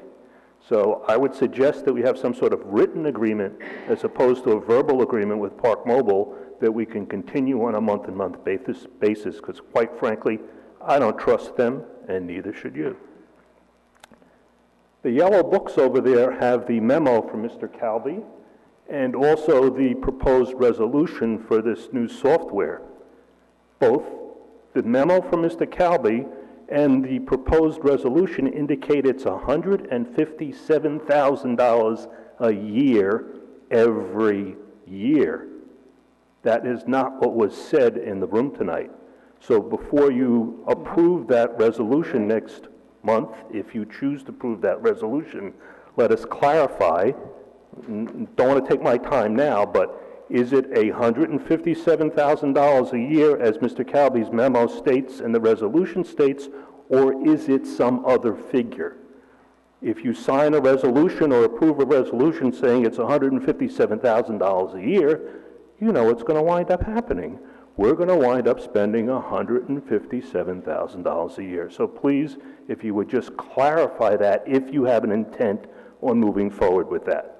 And what I want to say about that is that seems to be a lot of money to me. I did my own 10-year analysis on an Excel spreadsheet. I don't need a $157,000 a year piece of software that I'm able to plot out my bill for the last 10 years. I did it on a spreadsheet. I gave a copy to the manager. I gave a copy to Mr. Calvi, and I'm still waiting to hear back on that because I found that there was something that I think is wrong. But anyway, anybody who wishes to take a look at their water usage, I think there's a lot cheaper way to do it, and that is get a copy of Word or Excel and just plot it out on your own chart and do it. The other question I have, or the other concern I have about that, is that $157,000 in addition to the person that we're currently paying to do our billing. Is this more software? We're going to have two pieces of software, a billing software and this analysis software, or is this everything rolled into one? Again, something for you to determine prior to approving that resolution, because it's not clear to me whether this is an add-on, an extra, or the person who's currently doing our billing is still going to have that. With respect to the turf field, again, a question I asked at a previous meeting, is there any money available from this class action lawsuit? We talked about spending taxpayer dollars.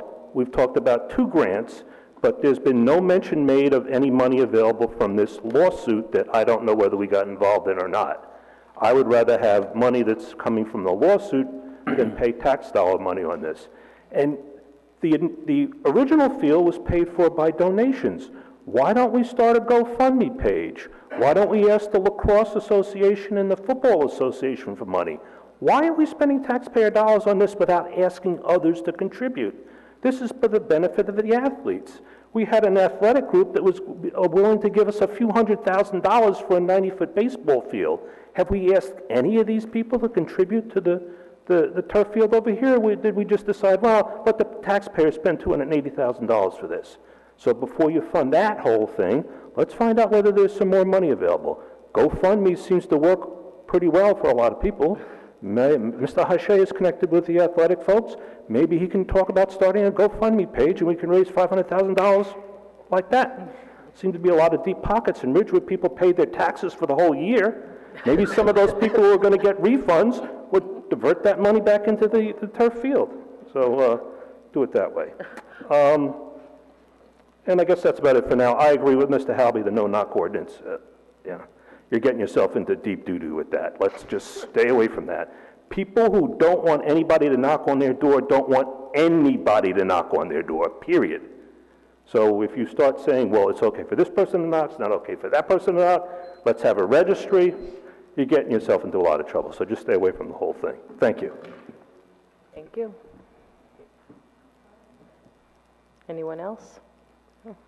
Okay, with that, a resolution to go into closed session, right? We have- No, we have motion no to closed adjourn. session? Oh, Adjourn. oops, I should have looked. Oh, okay, I Second. guess a motion to adjourn. Motion to close? I didn't even look at that. Have a motion to close? So move. Second? Thank you. All in favor? Yes. Anyone opposed? Thank you.